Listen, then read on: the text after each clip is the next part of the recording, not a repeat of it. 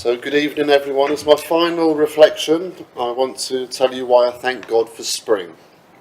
Now that we've entered this new spring season, it reminds me of new life in a variety of ways. The greening of grass, the budding of leaves, the opening of flowers, all help to signal that winter is over and new life is upon us. Within the church, we also have seasons, and at present we're still in the season of Lent. But we're beginning to look forward to the season which will soon be upon us. Soon we'll be celebrating new life as we enter what we call the Easter season. This begins on Easter Sunday with the celebration of Jesus' resurrection from the dead. During his life on earth, Jesus demonstrated unparalleled miraculous power matched with gentle humility, bringing a message of hope and joy and truth and love to those who listened and believed in him. The good news is that after Jesus Christ died and was buried, he came back to life, and therefore he knows all about offering new life.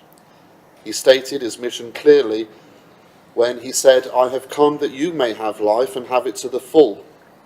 The new life that he offers is a life choice that is more than everlasting life to come.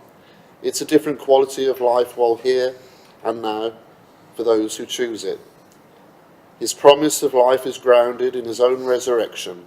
Only the one who conquered death knows how to give life to the full. The empty tomb will then forever stand as a reminder of the life to come.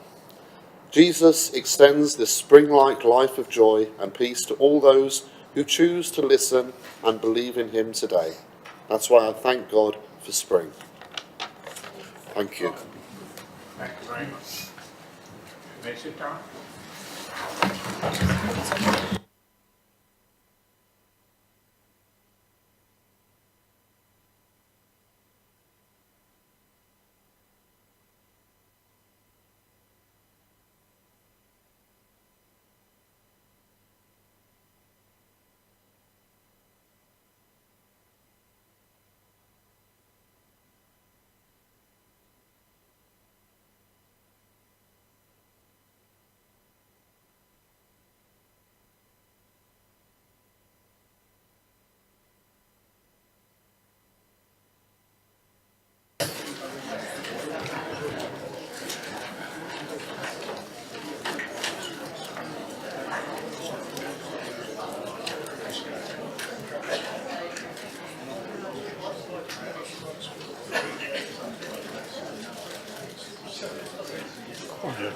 Take an age to get in.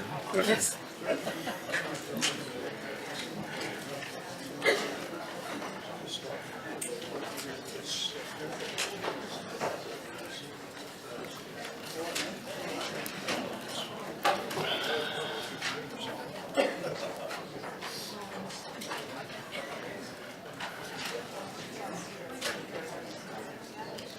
See, I thought that was only for me.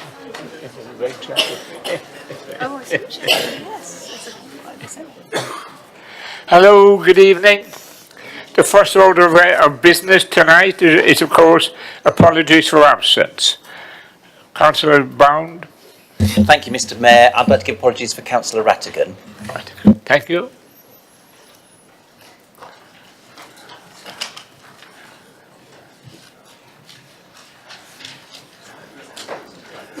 Councillor Harvey. Thank you, Mr. Mayor. Apologies for Councillor James, and Councillor Mark Taylor will be late to the meeting.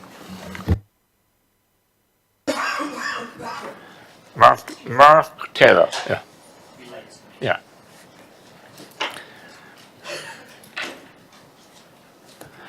Thank you. Anyone else? Councillor James. Good evening, Mayor. Apologies for Councillor Michael Bound and Councillor Ronald Hussey. Thank you.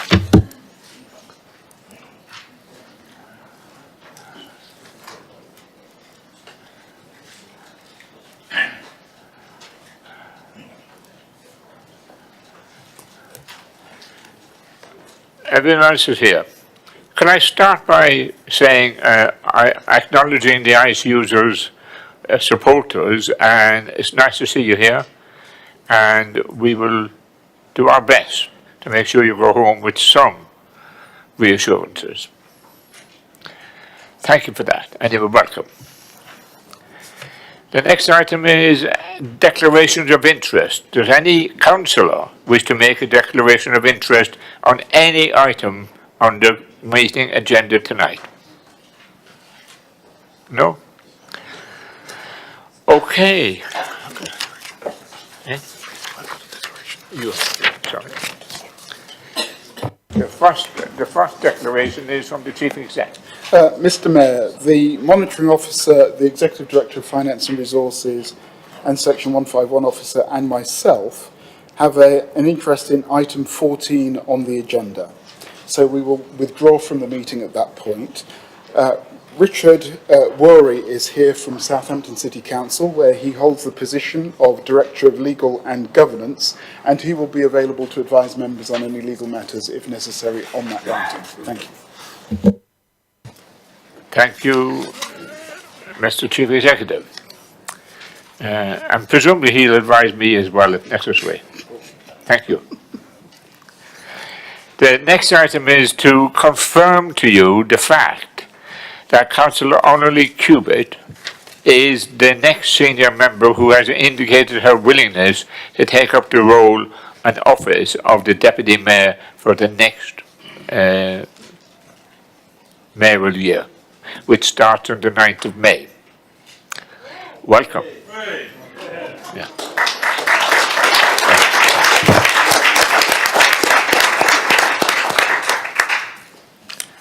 And we had a great lunch yesterday. Yeah. The minutes of the meeting held on beside me on the 28th of February. These meetings are the agreed record of proceedings. Can I sign them? Any objection? No? Okay, thank you.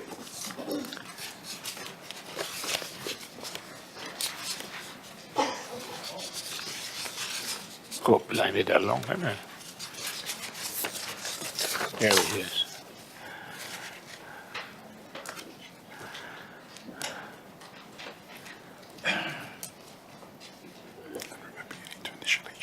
Yeah. Okay.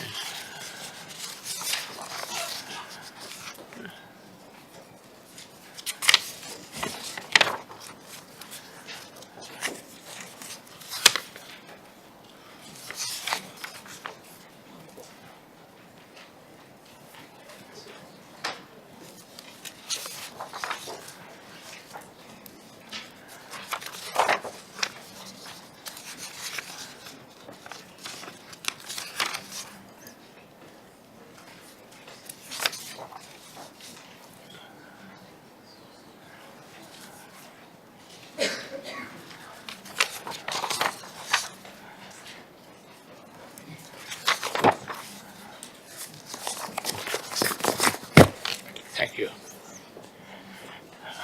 Okay. I've done the minutes, and the next item is announcements. I have one announcement to make, that in my calendar of events there's one final ceremony. The Irish Society are putting on a function for the Irish Mayor in Basingstoke. And it'll be on the 13th of April, and you're all welcome.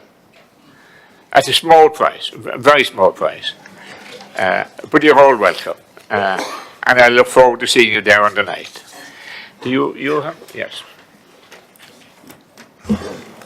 Mr Mayor, I have one announcement. Working in collaboration with Winchester, Hart and Rushmore councils, Basingstoke and Deanborough Council has been successful in leading a bid to the Ministry of Housing and Local Government in respect of homelessness prevention. £204,000 has been awarded by the department for 1 year under the Rough Sleeping Initiative Grant Programme. The project will build on the innovative work with Southampton University, focusing on preventing and tackling rough sleeping in a psychologically informed way, and include building a peer mentor network across the region. Thank you, Mr Mayor. Thank you. And can I also invite the leader of the council to make a statement? Thank you.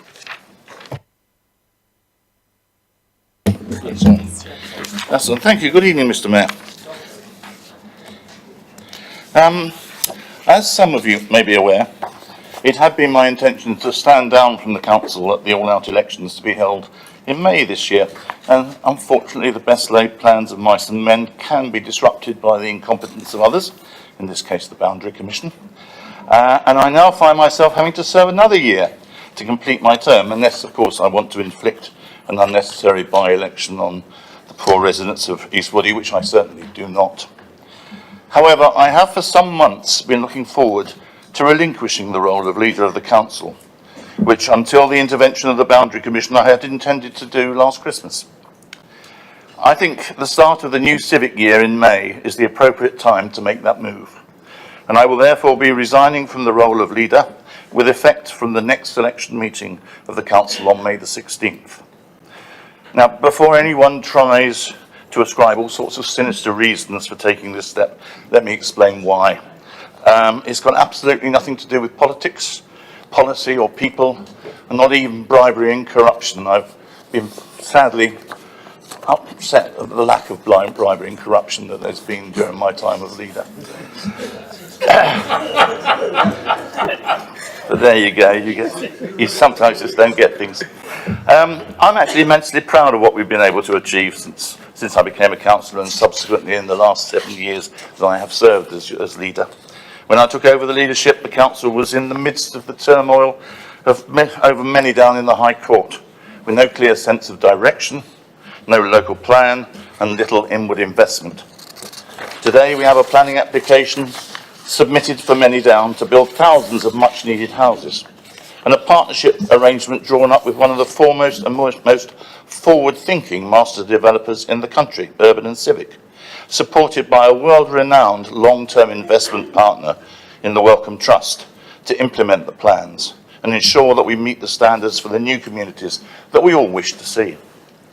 Equally ambitious plans and a partnership are in place to redevelop the leisure park into a national leisure destination, but at no expense to our local taxpayers. And Basingview is humming with new office blocks and a hotel, 2 more new construction sites starting only this week, and contracts signed for major refurbishment on others, and discussions already underway on further major regeneration projects. Hundreds of new jobs are being brought into the town, all of which will secure the borough's prosperity for the future. Millions of government money are flowing into the borough to support our growth, and we have been able to save over 10 million of our taxpayers' money by improving efficiency, but without cutting any services. So I feel I can leave Basingstoke and Deane in a good place, though there are still big challenges ahead, and whoever takes on the role of leader will have to show real ambition, drive and determination if the promise of Basingstoke and Deane is to be fulfilled. But that is what the borough deserves. But there comes a time when other considerations must come first.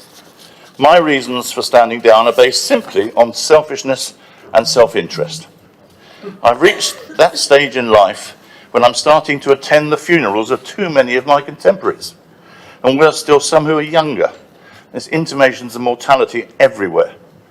And whilst I'm spending time in meetings and committees, friends are jetting round the world, going cruising, lying on sun-kissed beaches in the Caribbean. I want some of that. And my wife, I think, who has suffered from all the pressure and the long hours and the late council nights, deserves it even more. So I intend to devote as much active life as I may have left to pure self-indulgence rather than to public service, and to start spending the kids' inheritance while I can. At my age, even a month represents an increasingly high percentage of lost opportunity. Let me say finally how much I've enjoyed my time as a councillor, as a cabinet member and leader. I've really appreciated the kindness and the respect that's been shown right across the chamber. As a civic family, we inevitably have our spats, though they're normally about trivia. But I think that there is a very strong common sense of purpose to do the best for our residents and our borough as well, that binds us all together and which serves Basingstoke and Deane well. Let me also thank all the officers with whom I have had the pleasure to work for their genuine commitment and enthusiasm and for putting up with my impatience to get results the day before yesterday. They are a great and an exceptional team. I look forward to sitting out the final year on the backbenches from May and becoming the last ever member of this council for God's own country, that is the Principality of East Woody, before it disappears next year as the ancient 100 of Evingar rises again in the west. Thank you, Mr. Mayor.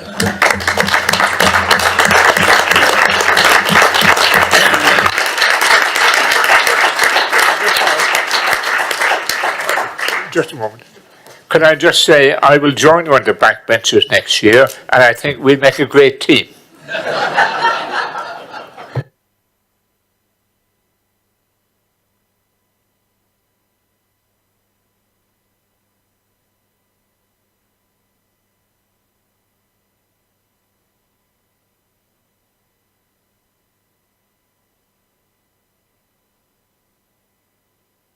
It's on now. Good.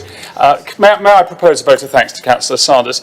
He has shown steadfast leadership over 7 years, and that is no easy thing to do when you are the person who ultimately all responsibility rests on your shoulders. He has managed to carry this off by combining a number of essential ingredients that perhaps other leaders should take note of. Firstly, I think he is well liked internally within our group, and I think he's well liked across the council and by officers too, and by members of other authorities that I have met, all speak highly of him. Secondly, I can reveal this truth about him, that he is someone who, whilst he may have come up with an idea or a view as to how something should take place, he does listen. And he does change his mind when he's received advice, a very important quality for leadership. And some of the better decisions that we have made have been a result of him listening very carefully to the advice of others. Can I say this, that it's my view, and I hope the whole chamber agrees, that in the role he has performed as our leader, and that's the leader of all of us, that he has enhanced the reputation of the borough, and he leaves on a high with a borough that is in good shape, in no small part down to his leadership. And on your behalf, I'd like to thank him, Mr. Mayor, and wish him the best for his future, in his year ahead, in seeing what actually the backbenchers get up to, and for his time thereafter. So thank you, Mr. Mayor, and I propose that vote of thanks.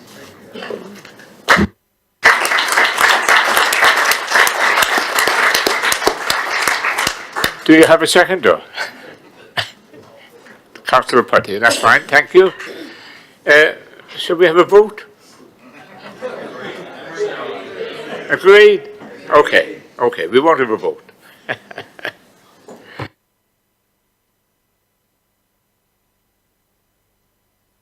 Question from members of the public.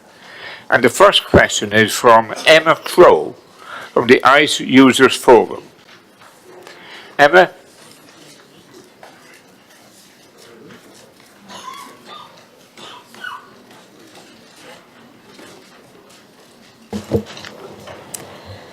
Good evening, Mr. Mayor, councillors. Thank you for letting us speak tonight.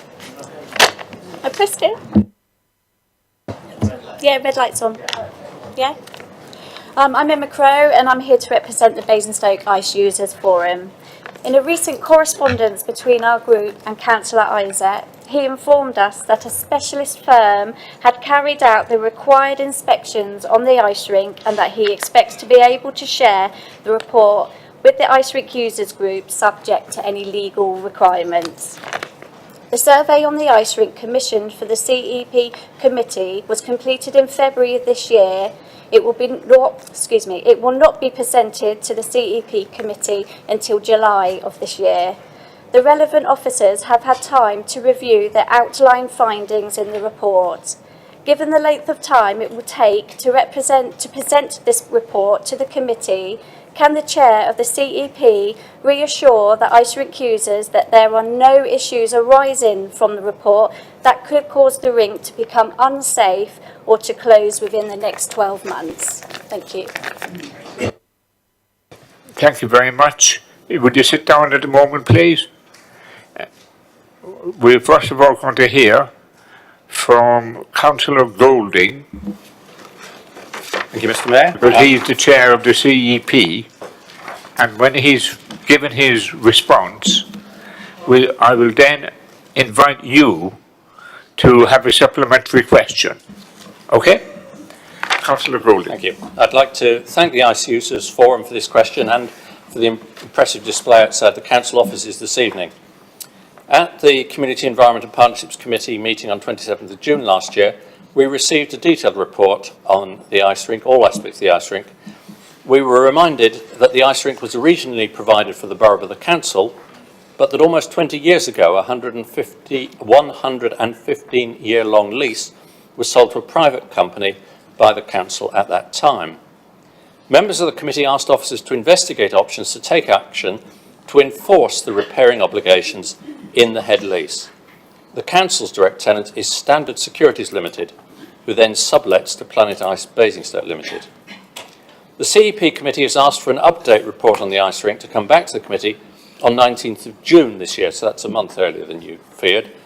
This gives officers time to carry out the investigations and discussions necessary to provide a full picture. I have been informed that the report from external specialist building surveyors has only just been received in draft, and officers are reviewing it before considering next steps. The results will then be discussed with Standard Securities Limited.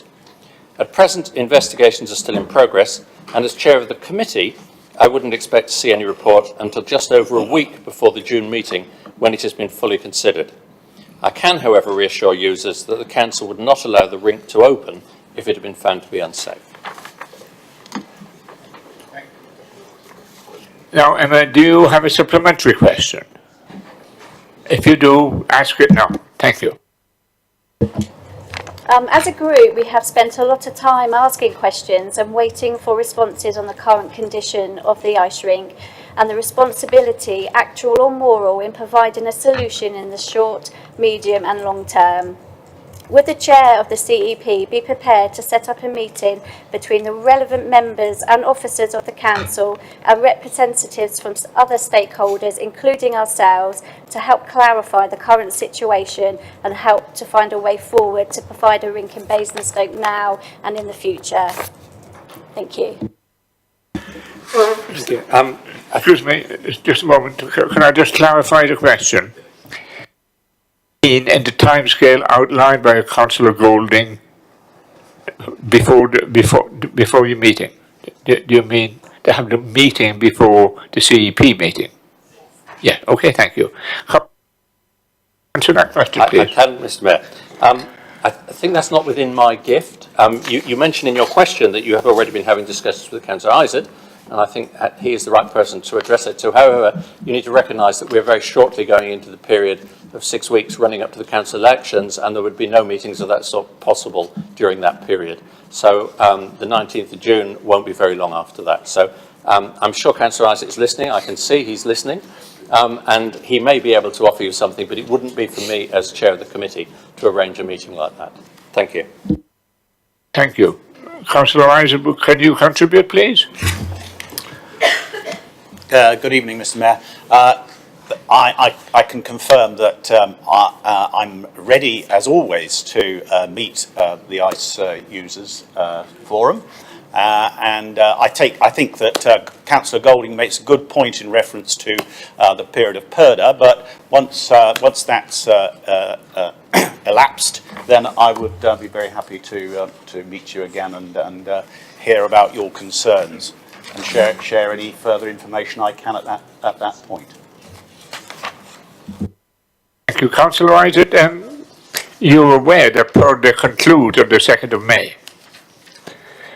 And the CEP meeting is scheduled for the 19th of June.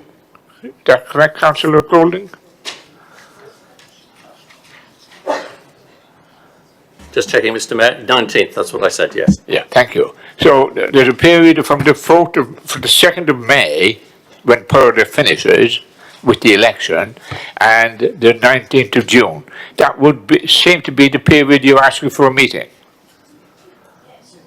Yes? That's good. Would you be able to hold such a meeting, or arrange for it to be held? Yes, again, subject to the selection meeting of the council, when it will be determined at that point who has the portfolio holder responsibility for the leisure park. It may not be me. Yes. Mr Mayor, members, I think I'd just like to make the point that we wouldn't wish to preempt the outcome of the election at all. So therefore, in terms of meetings between the election and committees, I think it's important that we all recognise that we won't know the outcome of the election until the election is concluded.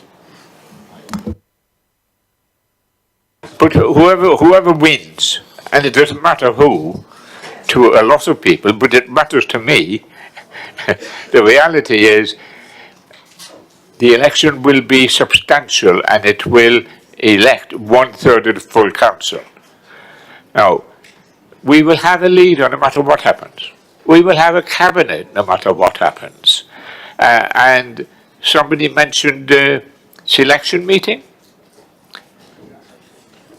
Somebody mentioned the selection meeting earlier? Yourself, yeah. But we don't have a meeting for selection as such scheduled in, because we have changed the format, because when the people in London messed up the boundary review, we changed the number of meetings in the council calendar to 1. That's a mayor making and selection, which is on the 9th of May. No, it's the 16th. Right? Selection is the 16th. In which case, I have misunderstood the process. Okay? The simple matter is that I was left to believe that we were going to have a council meeting on the 9th of May to elect the new mayor. My colleague on my left. But we're going to have the selection meeting on the 16th. Following week. Okay, so to confirm with yourself, Emma, the selection meeting that we have to hold after the election will take place on the 16th of May. So the gap between the election and the selection of the council will be shorter. It'll be the 16th of May up until the 19th of June. So we're now giving notice, I think, that this meeting has agreed that you should have a meeting with whoever is the relevant cabinet member, and that they will help to set it up and make it happen. That okay with you? Thank you. A point of order, yes. Thank you, Mr Mayor. Point of order. When we look at the Constitution, it gives us the opportunity to refer questions from the public to either the Cabinet or to a committee. And in standing up under that particular standing order point, I just wanted to raise the issue that if we have a report that officers have possession of and are reviewing that will be presented to the chair of the committee within a week of the 19th of June, it would be logical that members also see that report as soon as possible, and there is no reason why that cannot be taken to that committee in some shape or form to allow the members of that committee to see the report and discuss the matters. Between now and then, this council doesn't shut its door and stop operating. We have a senior leadership team, we have officers that will continue to work on members' and residents' behalf. Therefore, it is quite possible for officers to meet with the ICE Users Forum and discuss their concerns on behalf of this council while the elections take place. It is also possible for the cabinet member, who is still the cabinet member until they are not the cabinet member, on the selection night, to have a meeting on behalf of the council with the ICE Users Forum. Now, if you choose to kick this into the long grass, if they do, in terms of let's wait and wait and wait until we get down the road to the 19th of June. That's 2 whole months that people are going to have to wait before anything is resolved or discussed. I don't think that's adequate or fair. We shouldn't hide behind the elections. We shouldn't hide behind PERDA. There is good reason for officers to hold a meeting. There is perfectly good reason for the Cabinet member to meet if he chooses to, and if he doesn't, we all know the reasons why, in the sense of pushing it down the road and kicking it into the long grass, which we don't want. So, Mr Mayor, I would invite the Cabinet to meet. I would invite officers to get an arrangement in the diary so that it can be done under the rules of PERDA, so councillors aren't involved but officers are. And in that sense, we deal with the issues and have them presented such that we are well informed running into the 19th of June on that meeting, and members get to see that report, and it isn't simply presented weeks after the meeting. We can actually try and get it to the meeting on the 19th of June. And if that could be arranged, I think we would solve a lot of problems. We'd get a lot of more open and transparent debate going, Mr Mayor. So under the standing order, I'm tempted not to move it to a committee because it's going to a committee, and I'm inviting the Cabinet to do something with this and not sit on their hands for the next 2 months.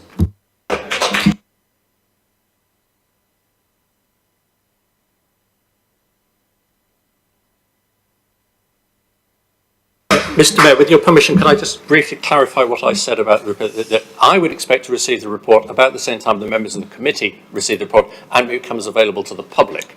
That's the week before committee when the agenda is published. Okay. I don't normally allow the people who come to the council to ask a question to involve themselves in a debate with us. But Emma, do you have a view about when that meeting should take place? As soon as possible. That report came in February.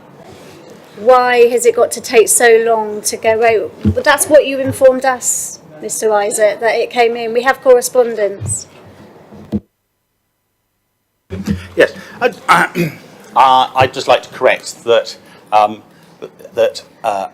the report has only just been received in draft form by officers. So the suggestion that it arrived in February, I'm not sure where that's come from, to be honest with you, because what I'm reporting to you now is absolutely correct. And just to respond to Councillor Harvey, you would think that there must be an election on at the moment, wouldn't you, Mr Mayor, for him to use that sort of language. I also have to take account of the advice from officers of when they are in a position to advise me as portfolio and the Cabinet as a whole. And the other thing one has to bear in mind here is that we're going to, out of respect to the councillors on CEP, we need to make sure that the new CEP post the election is also given the information at the right time. So I think there are all sorts of implications here that Councillor Harvey seeks to push to one side in the interests of scoring a few points in the council chamber.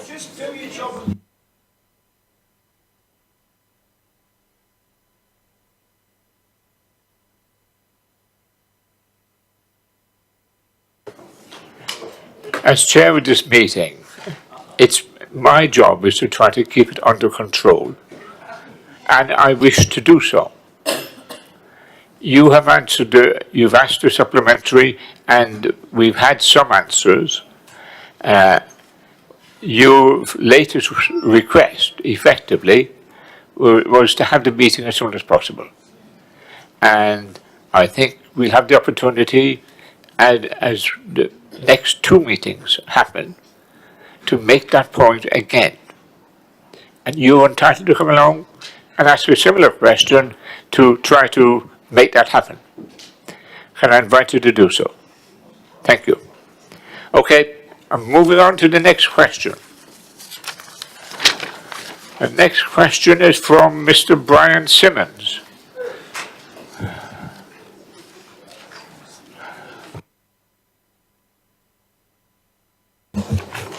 My question is to Councillor Isett.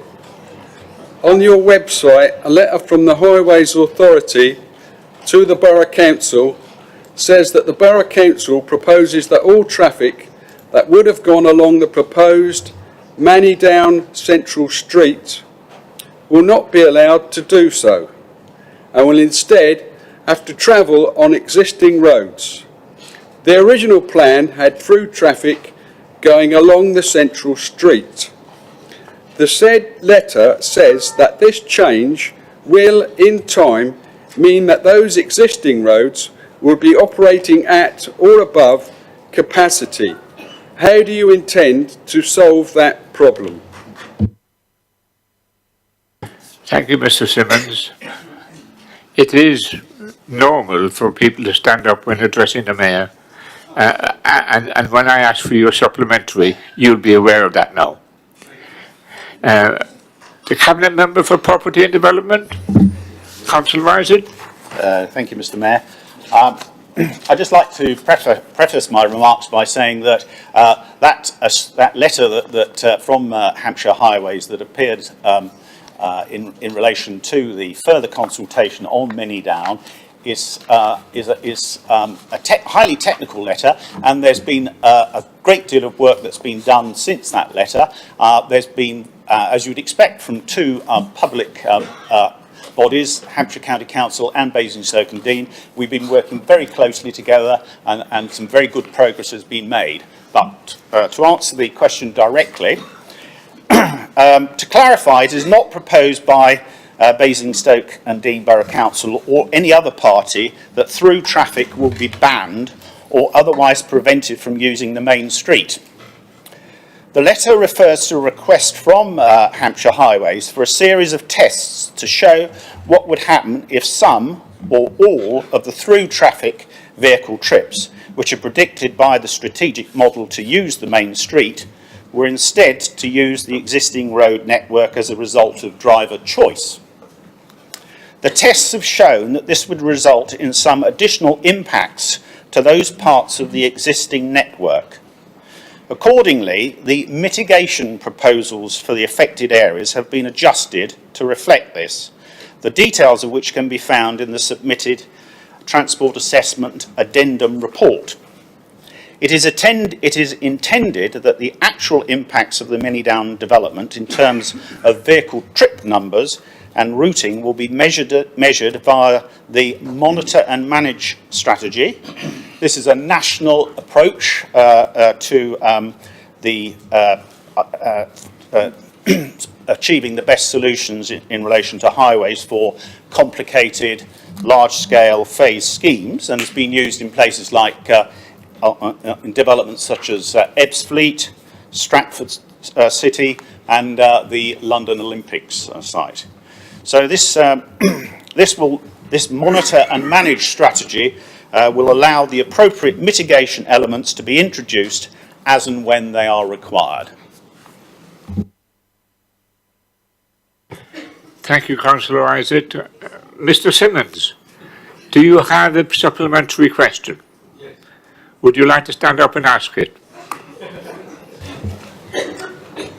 The letter also says the council, as part of the plan to stop through traffic using the Many Down Central Street, intends to have a no right turn from Worthing Road into Old Kempshot Lane, which means that residents of Old Kempshot Lane and the Wiltshire Crescent Estate will have to travel along Buckskin Lane. When will you be making this known to the public and the local councillors? Thank you, Mr. Simmons. Councillor Isaac, are you able to answer that?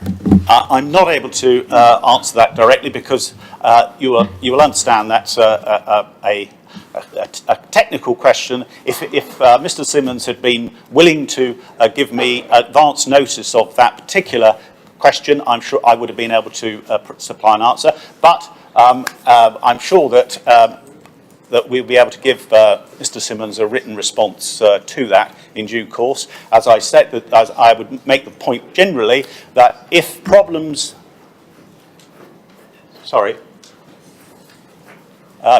if there are problems that emerge through the course of the development, then the approach that will be taken is to mitigate and provide solutions throughout the course of the development.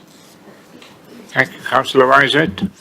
Mr. Simmons, it is not unusual in circumstances of this for the response to effectively say, we'll get a reply and send it to you.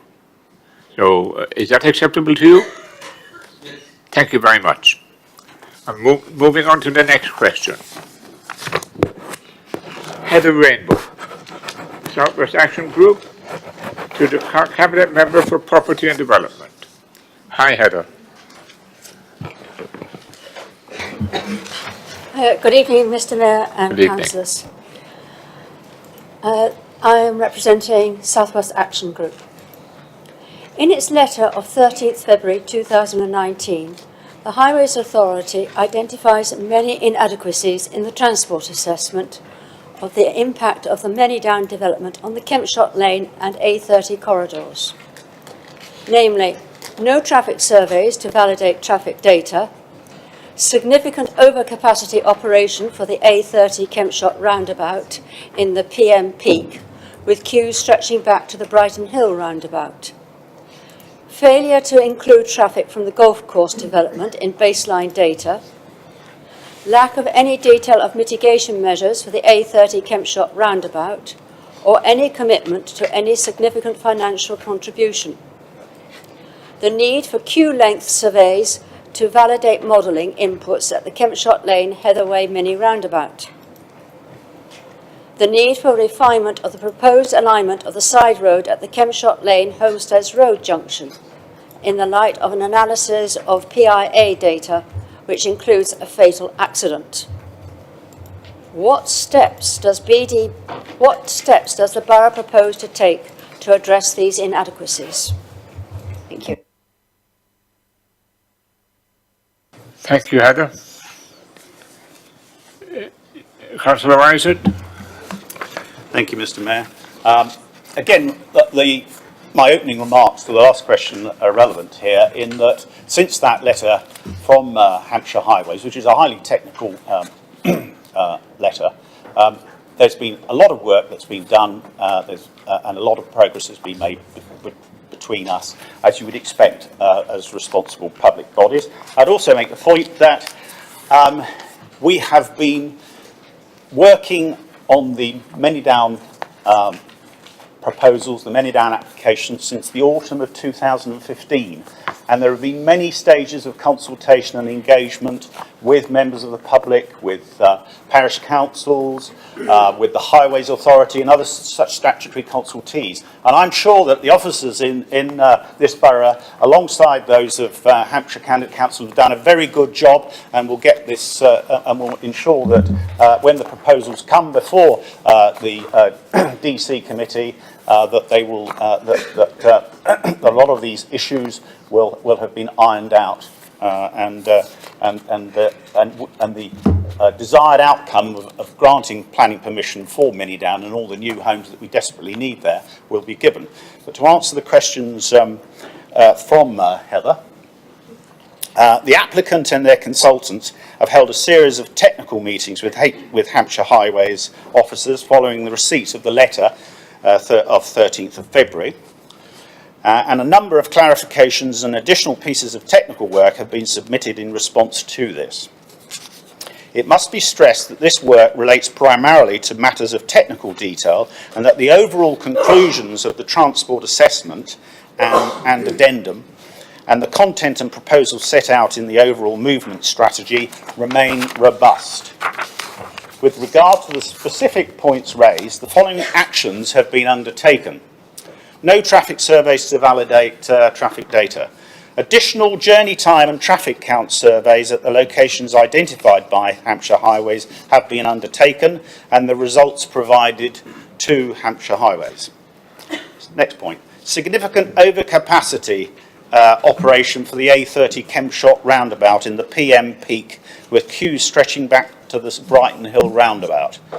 And also, if I can pair this with the third question, which was lack of any detail of mitigation measures for the A30 Kempshott roundabout or any commitment to any significant financial contribution.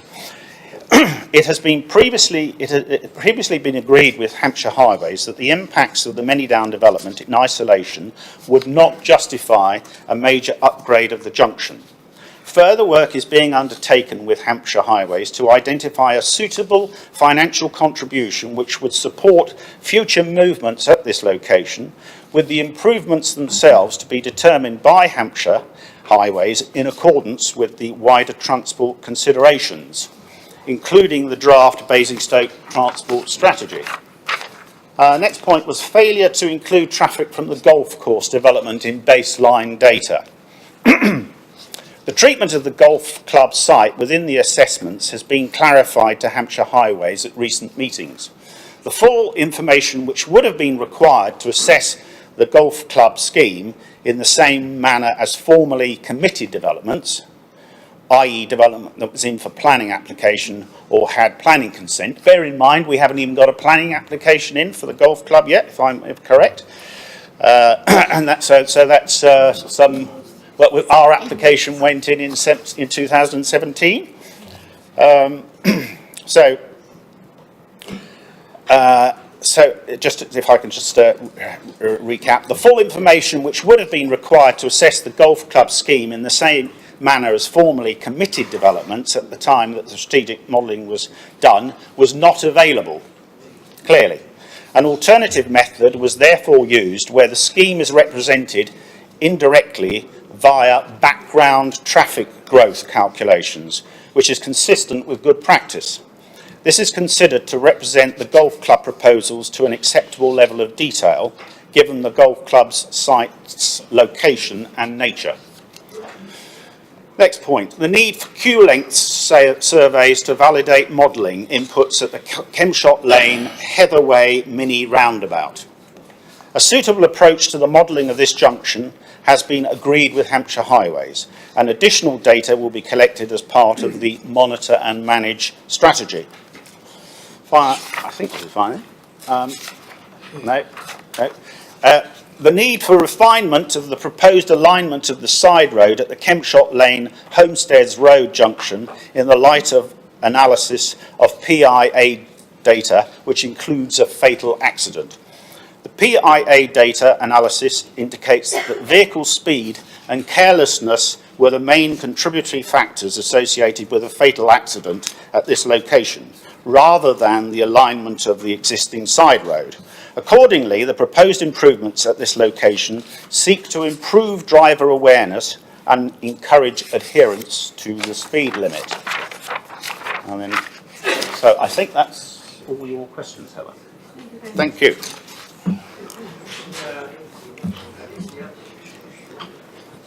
Councillor. I'd like to declare pecuniary interest in the, as I mentioned, the golf course. I'm a member, so I don't want to take no part. I know there's no debate, but it needs to be registered that I'm a member. I'm pecuniary interest. We will retrospectively put into the agenda. We'll retrospectively put it in under the conflicts of interest. Okay? Councillor Isaac, thank you very much. It's not unusual to say to applicants for information, to say, we'll give you all this information in writing. Would you be able to do that, please? Indeed, Mr. Mayor, I'd be delighted to. Thank you very much. Thank you. Heather, do you have a supplementary? I do, yes.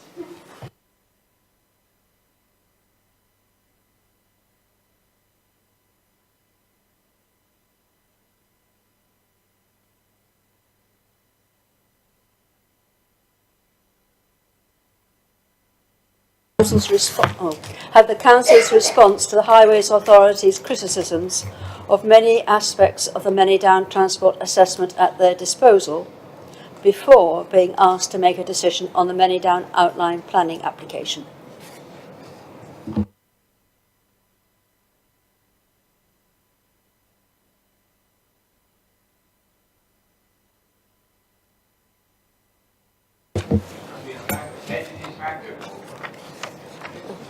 Shall I repeat it?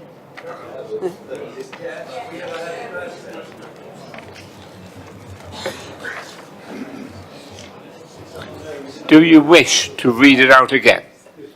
Please.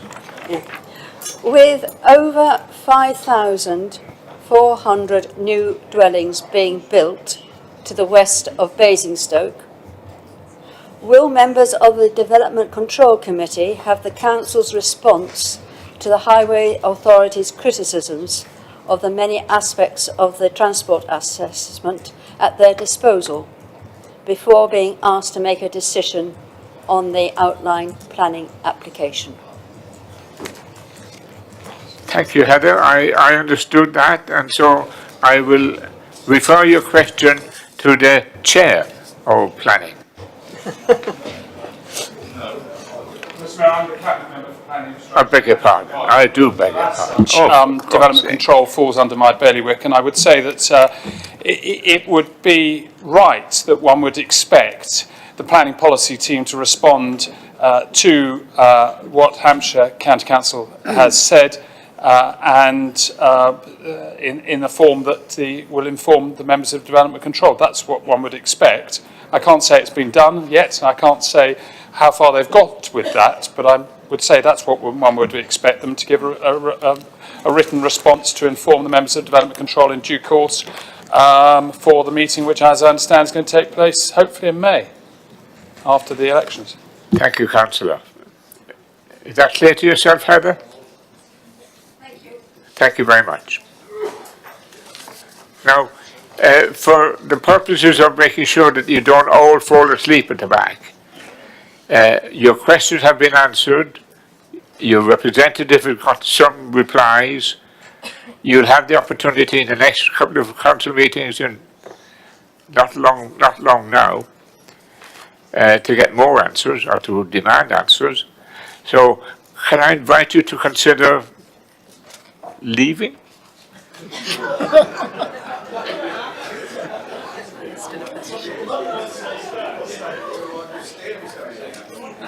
Now, I mean, obviously, you can stay and fall asleep if you want. But it's a very boring agenda. Thank you very much.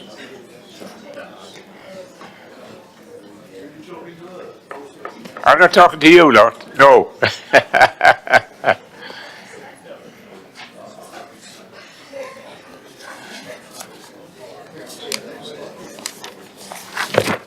Okay, so we turn now to the next item on the agenda, which is petitions. And we have a petition from a young man, I think, Andy Koniesko. Is that correct? Almost. Oh, well, that's good enough for me. Thank you. Good evening, Mr. Mayor, councillors. My name's Andy Konietzko. Basingstoke and Dean Borough Council has a programme to address parking shortages in residential areas. As many of us are aware, roads are tackled in priority order based on a detailed survey. The current survey is now over 5 years old. It's out of date. In Brighton Hill, there are several roads where residents are forced to either park on the carriageway itself or on grass verges because there aren't enough parking spaces. This means that roads get blocked, potentially preventing emergency vehicles from getting access. It means that sight lines on corners get obscured, resulting in a number of near misses recently. And it means that grass verges get churned up into mud. The grassed areas were meant to enhance the neighbourhoods. Instead, they become eyesores. At the present rate of progress, the worst affected roads in Brighton Hill can expect this lack of parking to continue for several years, for decades in some cases. Parking has got much worse since the last survey. The residents have asked the council to act now. They've signed a petition demanding better. They've requested that the priority of their roads is reappraised. They're keen for parking improvements to be speeded up. Thank you. Do you have the survey? Do you have the petition with you? I do. Yes, please.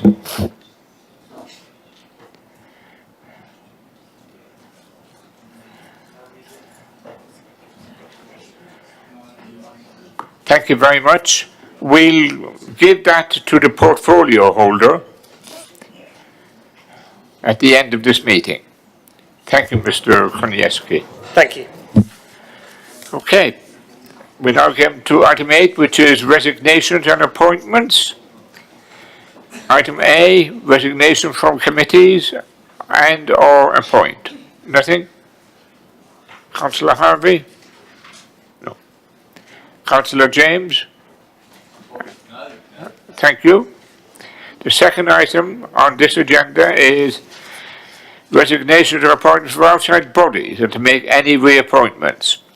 We have one vacancy to fill in the outside bodies, which is the Carla Basingstoke Musical Festival Committee. We have one vacancy, and it would be helpful to complete the appointments. Okay, we'll note that and move on. The next item is item 9, the adoption of the Heritage Supplementary Planning. Which book is this? 214, 21 to 414. Page 21 to 414.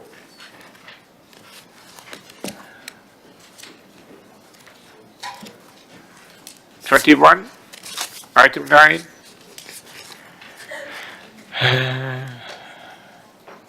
The recommendation from the Cabinet meeting on the 5th of March that the Council adopt the Heritage Supplementary Planning document and withdraw the associated Historic Environment and Listed Buildings SPG 2003, the Historic Environment Building of Local Interest SPG 2003, and the Farm Diversification Traditional Homesteads SPD 2007. Councillor Ruffle, would you like to propose? Mr. Mayor, I would like to propose those recommendations, and thank you for reading them out for members. This important document has taken a significant amount of hard work, and I would like to thank the officer team behind it and also for the comments of members and others along the way. It's been produced, of course, as members know, to assist applicants and all those determining planning applications that affects the heritage assets and apply for listed building consents within our borough. It's intended to be a comprehensive document, and I don't think anyone's going to doubt that. And it combines previous heritage-related guidance documents and web pages all into one document. We are very fortunate in our borough to have so many historic buildings. Other parts of the country perhaps aren't so fortunate for various reasons, such as wars in particular, which flatten parts of the country. We, of course, have some of our oldest buildings, of course, are our churches, which go back, many of them are about 800 years old or more, and, of course, they have are listed buildings, but of course they don't actually fall within our jurisdiction. They're actually dealt with by the Diocese of Winchester. But aside from that, of course, we have buildings from the Civil War, those that weren't blown up. Some of them are very important to our borough, including Basing House, which was blown up. And I think there's an Act of Parliament saying it can't be rebuilt. And of course, we have many buildings from Georgian times and Victorian times that we're perhaps more familiar with, and of course in Victorian times within the centre of our borough.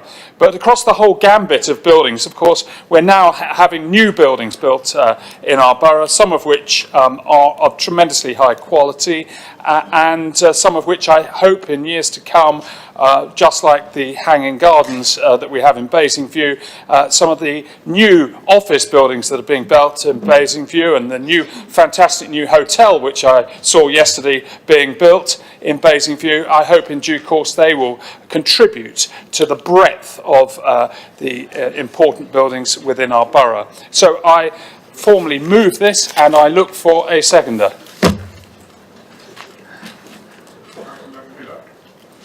Councillor Miller, do you want to speak now, or do you want to reserve your right to speak? Thank you, Mr. Mayor. I'd like to speak now very briefly to echo the portfolio holder and what he's just said. Just to save you reading through a rather thick document, What it's done is, as has been said, consolidate 3 documents, updated them, and to give you an update, the portfolio holder is about to receive a submission of another locally listed building. I got the email today. I attend the panel. I'm the member representative on the panel that examines and reviews applications for listed buildings. By the way, they're not always buildings. There are some features in the borough that are of historical interest, and they come under this overarching description of heritage. For my sins, I'm the heritage champion on the member side, and everything gets channeled through me, and I distribute it and talk to ward councillors as the occasion arises. But we have lay experts on a review panel, and this document now becomes their Bible, including for me as well. So I do commend this to the Chamber, I commend it to the Council, and I look forward to it being adopted. Thank you very much, Mr. Mayor. Thank you very much. So that's been formally moved and seconded. Does anyone want to contribute to a debate? Agreed. It's agreed? Well, in which case we'll have to vote on it, because we have to do the votes electronically now. Okay. I think it's unanimous. On what basis? Well, did you have anybody object? No. On the basis that nobody objected, we go ahead with that, yes? Okay. You see how easy I am to manipulate? That's my bundle there. If you want to. Jesus. Okay.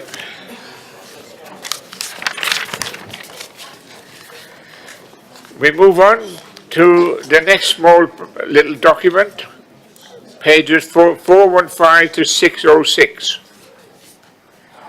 The adoption of Upper Corfield Farm Development Brief Supplementary Planning document. The recommendation from the Cabinet at its meeting on the 5th of March that the Council adopt this particular SPD even, and Councillor Raphael will propose it. Do you have a seconder by any chance? Well, I'd like to move it first, please, Mr. Mayor. Oh, go on then. Can I move that the Council adopts the Alford Farm Development Brief Supplementary Planning document?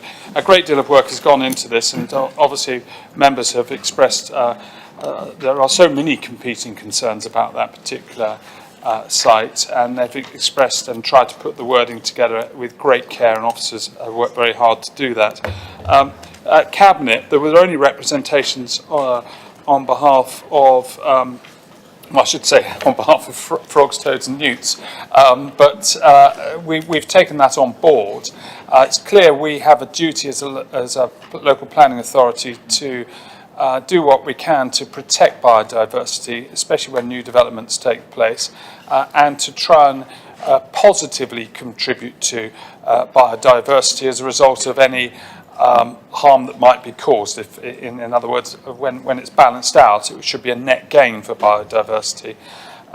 There is currently a planning application in for this site, so members might want to think carefully about how they wish to comment or whether they wish to comment, either to make sure that they don't be seen to be predetermining this application or influencing others to determine it in a particular way. I just give that warning. But I do hope that members can adopt this, and I hope it becomes a valuable tool by which we can judge the planning application as it comes forward. And I look for a seconder, please. I think Councillor Younger Robinson is going to second it.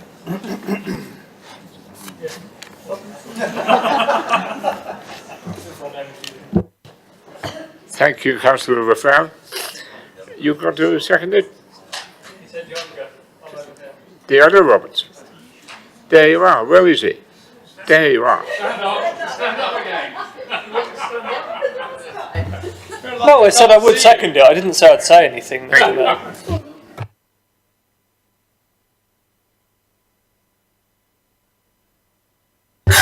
I will second it, Mr. Mayor. Thank you. Oh,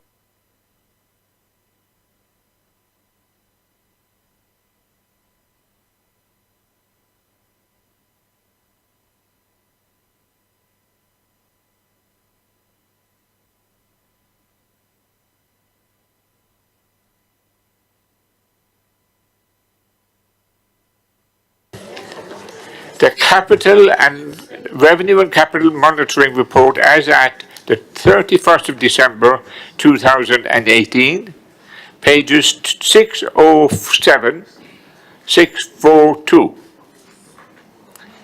The recommendations from the Cabinet meeting on the 5th of March 2019 that the Council approved the transfer of a few small pounds, £680,000 from money-done project costs from capital to revenue, to ensure that the accounting treatment of the money-done project costs are in accordance with the Accounting Code of Practice, and that any revenue outturn surplus or deficit that remains after the transfers to reserves, currently forecast to be a surplus of £311,000, will be transferred to the Stability and Resilience Reserve in accordance with financial policies.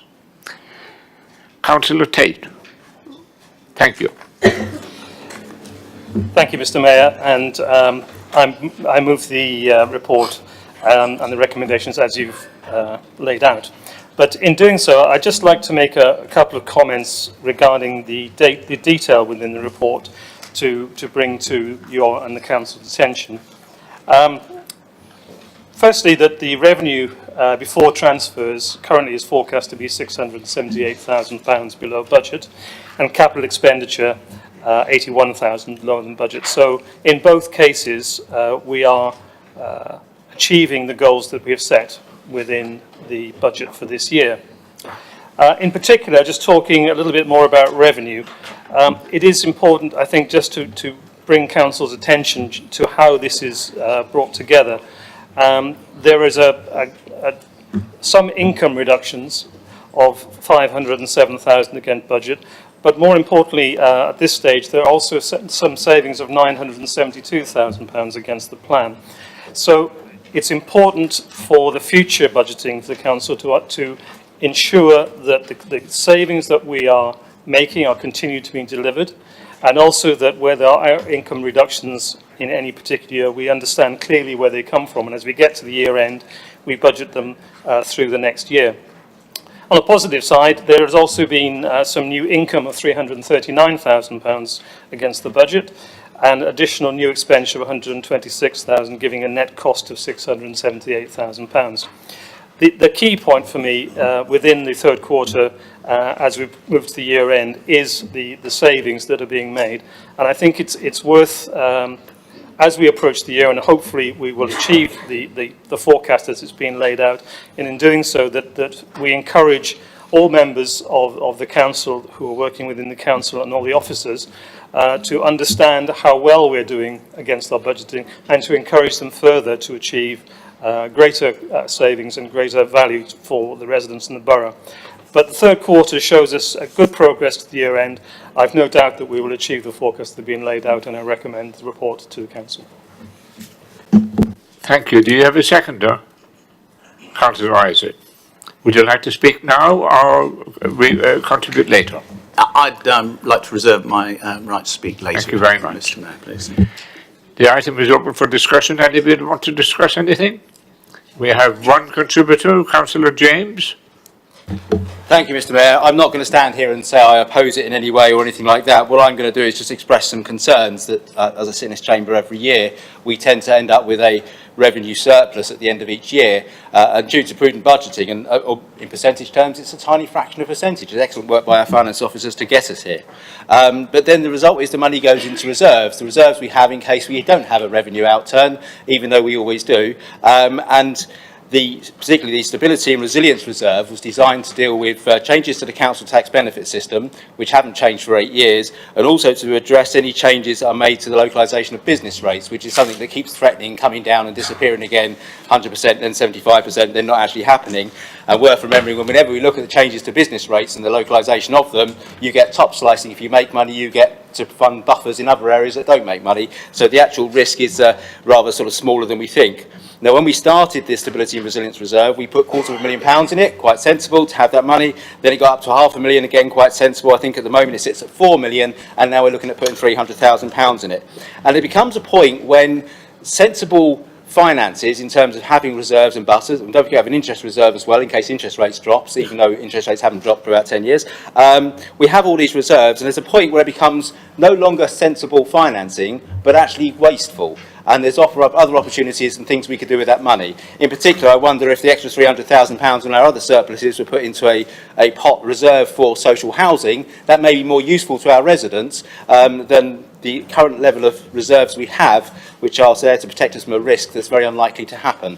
And I think the policy we currently have needs urgent review next year, because I think we're missing opportunities, things we should be doing with this money for the benefit of residents that is now just sitting in risk reserves, and we're becoming too risk averse. I don't think the risks are there.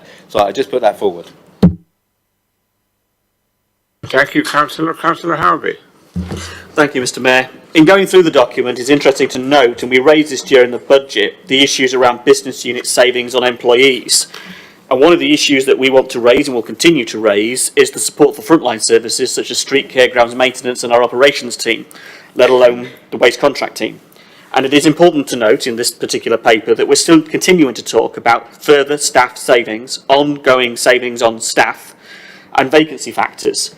We identified that a huge proportion of the savings that this authority has identified it wishes to make, that are yet to be identified, will only be made if they cut even further into the staff, Mr. Mayor.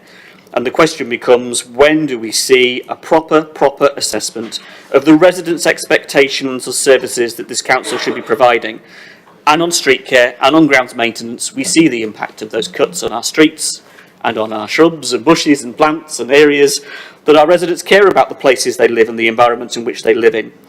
So on that basis, Mr. Mayor, we continue to raise the concerns that if this particular administration keeps on pushing staff savings in the way it is, and we keep on seeing lines in the budget that talk about increasing the vacancy factor and using the vacancy factor in the way they choose to do, those services will no doubt come under more pressure. We still haven't had answers to why those lines were in the budget the way they were.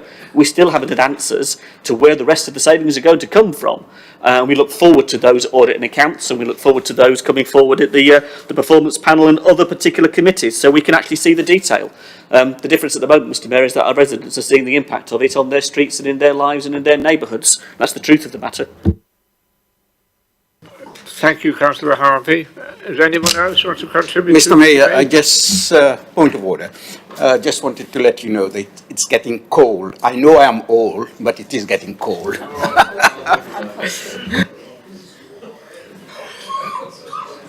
The person who turns the heating up has been cold.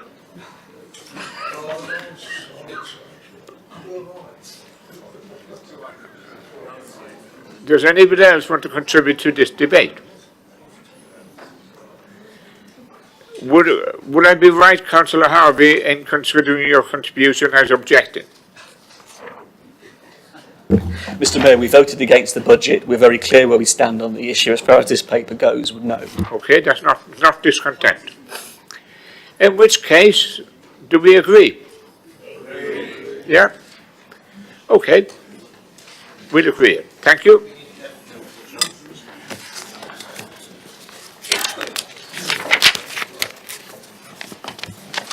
We come now to item 12. Item 12 is the Priestley Road Complex and Plot K in Basingview update.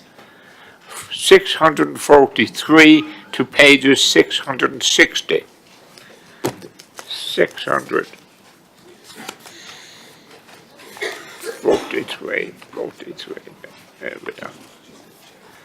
Now, before I let you start this, I need to ensure that you're aware that there are pink papers in your pack And if you wish to refer to the pink papers at any point in your initial contribution, then we'll have to stop the meeting and put the item back to the end of the meeting where we can discuss the commercial sensitivity of the pink papers. Is that clearly understood? Yeah, okay.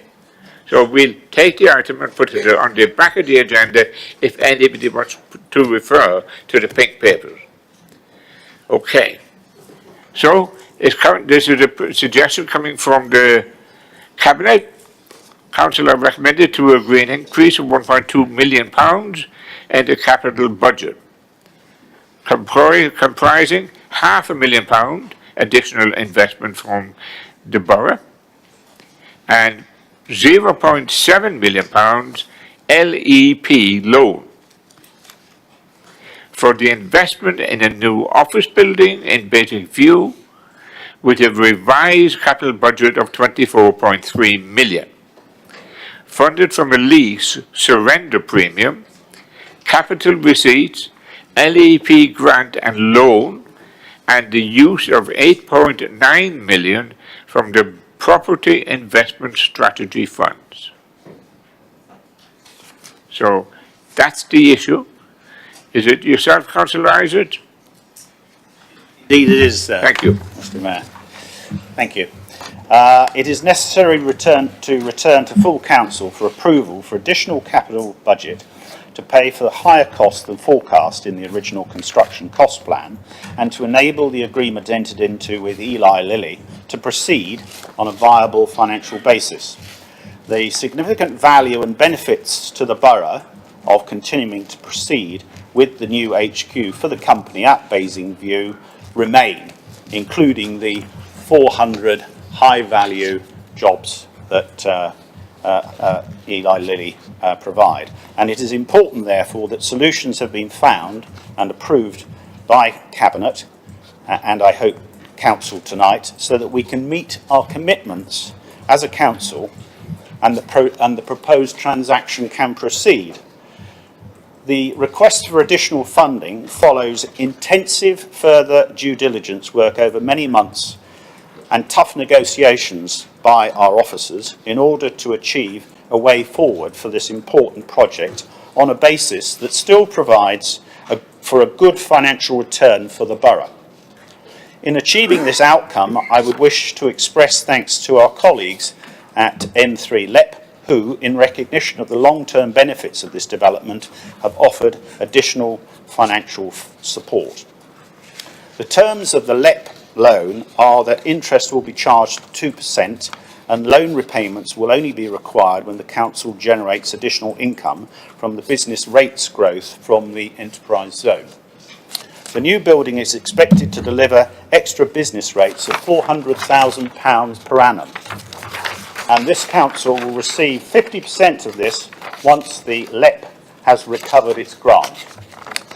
The grant is likely to be repaid within 5 to 10 years, depending upon the level of business rates yielded, and the loan would be repaid within a further 7 years. The additional costs, it is estimated, will reduce the investment return to this council from 5.9% to 5.6%, but this remains a good return on council taxpayers' money. Thank you. Thank you, Councillor Isaac. Do you have a seconder? Councillor Tate, yes? Did you want to speak now or reserve your right? Reserve, thank you.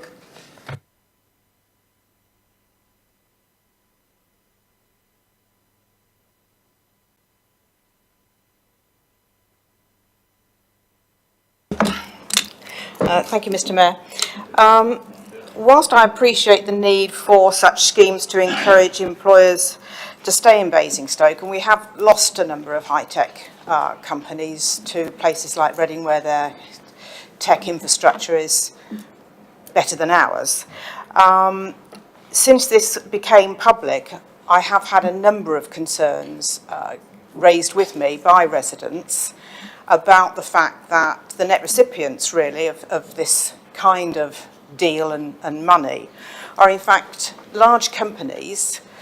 Lilly's itself has posted the fact that it will make exceedingly larger profits than it was expecting in 2019, and indeed will have revenues of some $26 billion this year.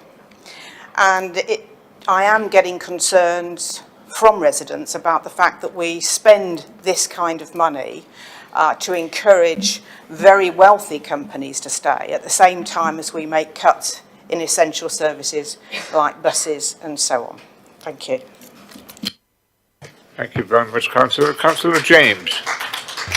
Thank you, Mayor. I should start by providing some reassurance to Councillor Taylor. Every time we get these schemes, I go through a set criteria and I check exactly what is the benefit for the resident. And certainly in terms of the hotel scheme, we knew there was no benefit for the residents at all because we're not going to be charging any rent and we've given away the land. The same with the very nice building, the Abstract Securities, or whatever the name was, new home for Sovereign.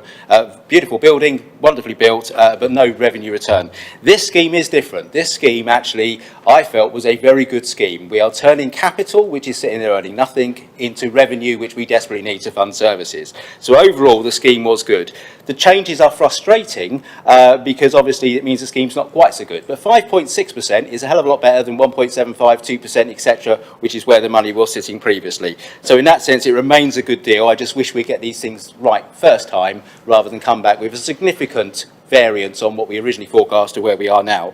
The one thing I do feel issue is with this, we will receive business rates. Because obviously it is an enterprise zone, the business rates do not come directly from the business.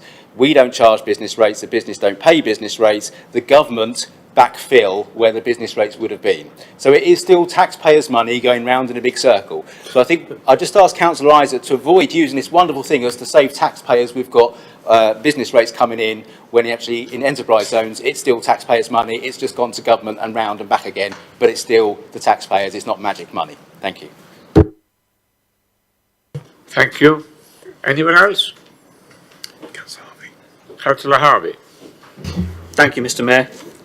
This scheme, of course, is important in terms of keeping a major employer in the town. Of course, it's important. We've said that for years in terms of all the other employers that we've lost over the years. In terms of the project going forward, it is disappointing to see the escalation in the way it is and that the Cabinet have had to come back to Council to ask for more.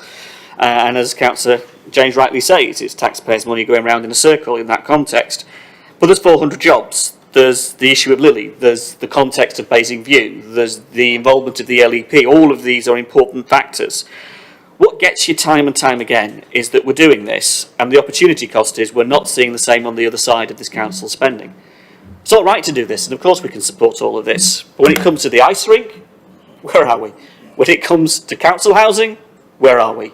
There's always a constant question that you battle for the things that the residents want the most, what they tell us time and time again are priorities to them, but it's all right when we're doing these things. And it's right that we do these things. We're not saying no. We're just saying do the other things as well. And the issue there is quite simply when the taxpayer, as I said, goes round and round in circles spending money like this, our residents would like to see us spend those things that are important to them, like housing, like the ice rink, and we could have given them the security this evening, we could have given them the support this evening, but no, we choose to kick it down the road. So I think in terms of this decision, Mr. Mayor, it's all right going forward, but it's also, and I would just pick up this point with the Cabinet member, the due diligence element to it. It is worth in just examining that in some detail for future projects. The scrutiny of that in the future, I think, will be important because obviously something has happened here. There are good reasons, there are sound reasons for what has happened, no doubt, and the due diligence of that will have been done.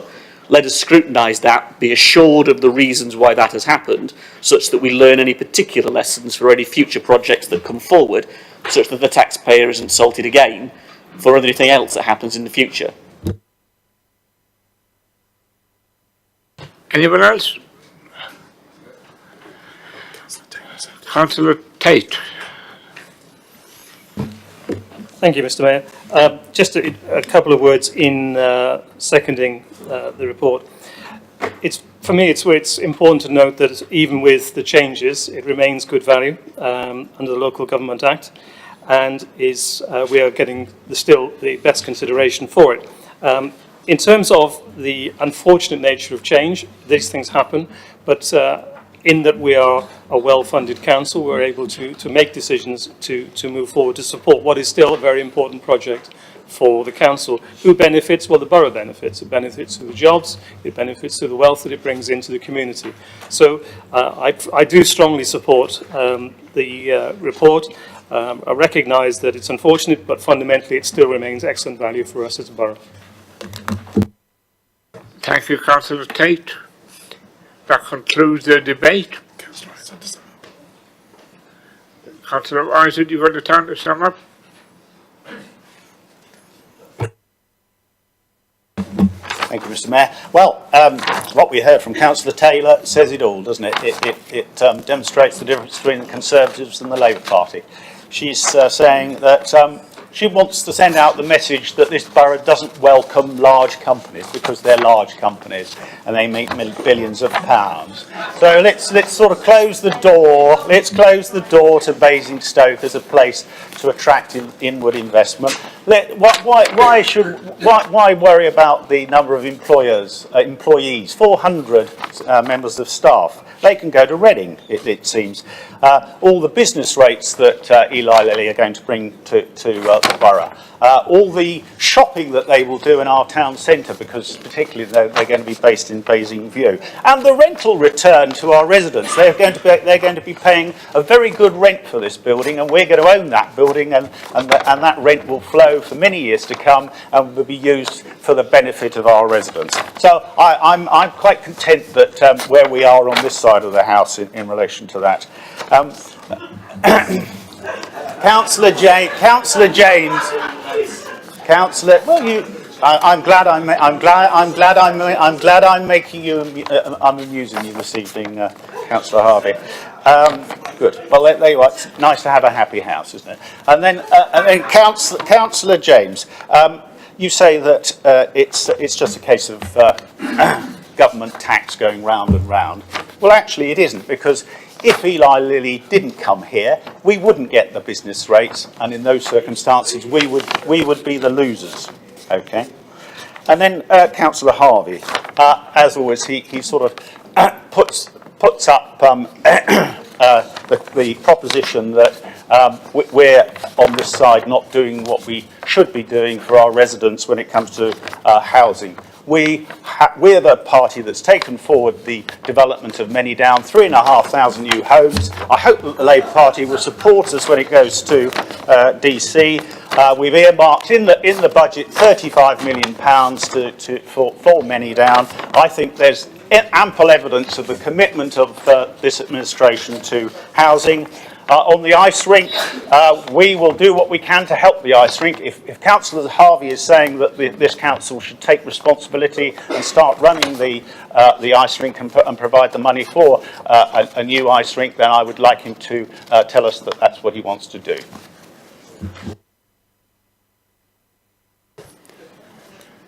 Thank you for that rant.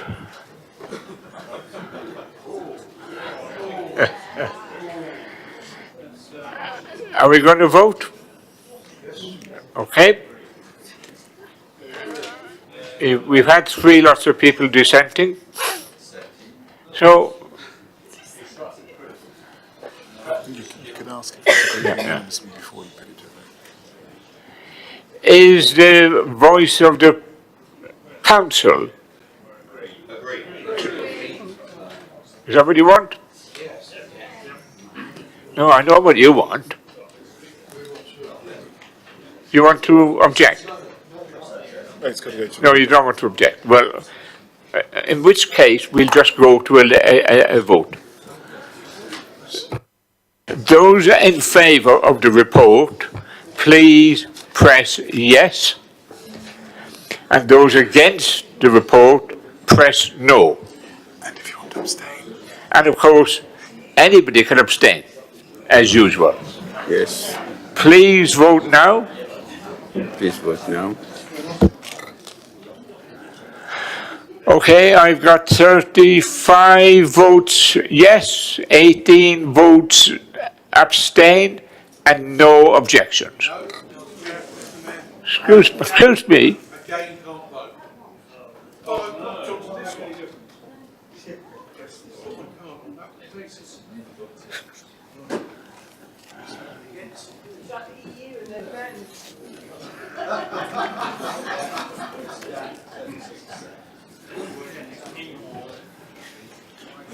You finished? You finished? Yeah. Thank you. Yeah. The numbers are very simple. 36 votes for, 36 voted yes, 18 voted no or abstained, should I say, and the vote is carried. Thank you.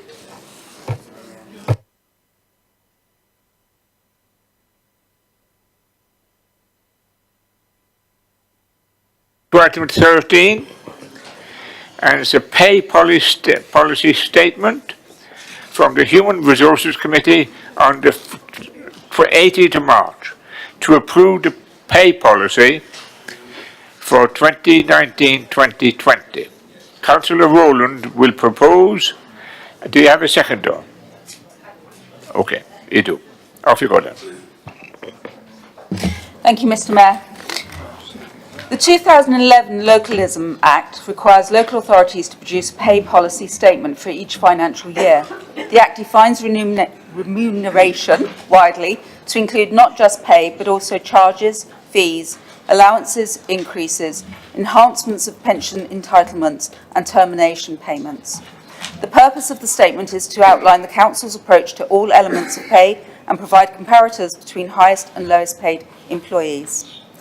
The pay policy statement must be approved by a resolution of full council before it comes into force and has to be prepared and approved before the 31st of March 2019 for the following financial year. The council's pay structure is based on the pay spine issued by the National Joint Council, NJC, and as part of the National Agreement for Local Government Services. Under that agreement, a two-year pay deal was reached, effective from the 1st of April 2018. This agreement also included the introduction of a new national pay spine on the 1st of April 2019, which are reflected in the report. The Human Resources Committee discussed the report on the 18th of March 2019 and recommend approval of the pay statement 2019-20 to Council. The committee also asked the head of HR and OD to bring back recommendations on legal advice where necessary on how severance packages recommendations over £100,000 would work in practice given the implicit need for confidentiality and speed in these circumstances. No further questions were raised and the Human Resource Committee noted the pay policy statement 2019-2020 as set out in the report and agreed to refer it to full council for agreement and adoption. Thank you. Thank you very much. Do you have a seconder? You do, yes. Do you want to speak now or reserve your right to reply? I reserve the right to reply, Ms. Mayor. Thanks. Thank you.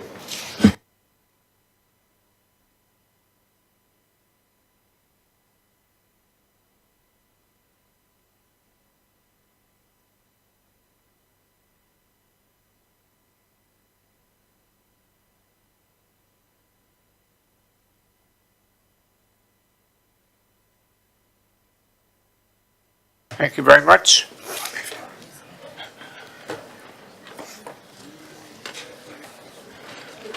So now, all the important people are leaving, just I'm staying.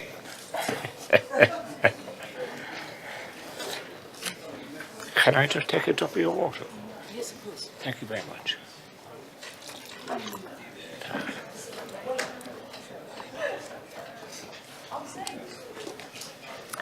Okay, we've now got the position of item 14.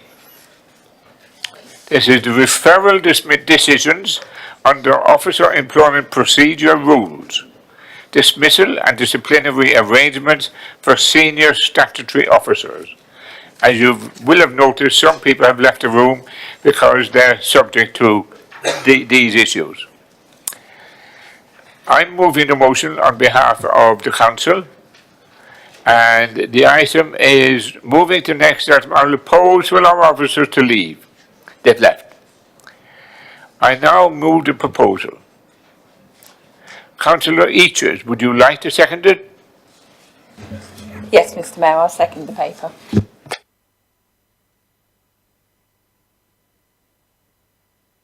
Do you wish to speak now or reserve your right? Not at this present time. I reserve my right if I need to, but hoping that won't be the case.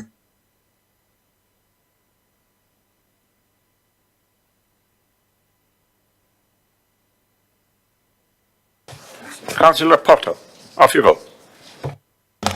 Thank you, Mr. Mayor. I didn't know you'd do it that way. Had it been open to me to second it, I would have done. I promised Councillor Eakes I wouldn't speak against this report, and I won't. I support the report that's before Council, which has taken some time to get where we are, quite frankly. I did just want to say one thing, if I may, really, and that's in regard to the current chair of the IDC, Councillor Rob Golding. I don't know the full story, but it may be his last meeting, I think, as a councillor. He's nodding. And clearly that means he won't any longer be the chair of the IDC. And I just wanted to pay tribute to the work that he's done in that capacity. It's been a difficult period. I think he's done his best, really, to work his way through the procedures that we were working to, and I know they're now changed. Let me put it on record. I mean, I've had every confidence in him over the period to be independent and to be able to make assessments with legal advice where they were necessary. And to be frank, I would have been content had that arrangement continued. But obviously the advice we have is that that needs to change, and that's outlined in this report. I have to tell you, really, there are many people who'd like sets of disciplinary procedures like this. They are somewhat unusual in regard to a particular group of officers. It's probably easier to make a complaint against Vladimir Putin, really, than it is statutory officers. But, you know, we'll live with that, I think, in the future and see how we get on. But I support the report, Chair, and obviously put it to Council in that way. Thank you very much, Councillor Potter.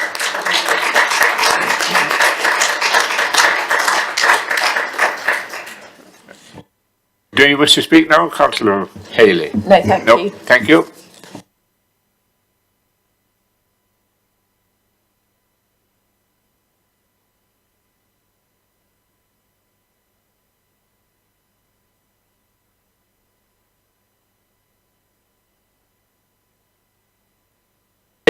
Item 15, which is the Members' Allowance Scheme 2019-2020. Why? I've just been reminded to allow the Chief Executive to come back. Yeah. Oh, look, there he is. No, that's not him. Welcome back. I understand I'm to be compared to a bare-chested Vladimir Putin riding his horse. You're not. No, I can tell you. Anyway, the item 15, Members' Allowance Scheme for 2019-2020. This is a report to the Legal Services Manager from the Monitoring Officer. The next item is the Members' Allowance Scheme, and I will move the proposal. Do we have a seconder? Will you second it? Okay, we have a seconder. Thank you, Councillor. Now, would you like to speak, or do you want to do anything? Do you want to speak? Do anything? No, nothing. Fine. Agreed? Jesus, you don't even want to hear the question. I can tell you, look, it'll be 9:30 soon. Okay. So there's no dissent? No. In which case we'll accept that, and the recommendation is carried. Thank you. The next item of business is item 16, electoral review of Basingstoke and Dean, final recommendations. This is the report of the Chief Executive, and it's for noting. Well, we have two hands. We have two hands who are not taking noting for an agreed action. Council. It's a sad time when one of the most beautiful wards that anyone could represent is harshly torn in half to benefit of everyone else for 17 years I have represented Upton Gray and the Candovers, 35 square miles, bigger than central London, geographically equivalent to half the area of Hart District, and happily represented it, getting round what are 14 parishes, although some of them are subsumed by their neighbouring parishes. It currently has one Member of Parliament, one County Councillor, and me, one Borough Councillor. These proposals will give the eastern end of it 2 Members of Parliament, 2 County Councillors, and 3 Borough Councillors, and the western end 2 different Members of Parliament, potentially 2 County Councillors, a bit uncertain whether it's 1 or 2, and again 3 other local councillors. It will be splitting up communities that work perfectly well together and have done for generations, just so that everyone else in the borough is happy. It's a harsh sacrifice. I don't like it, but this is about the only opportunity I've had to protest about it in public. And now I shall hold my peace.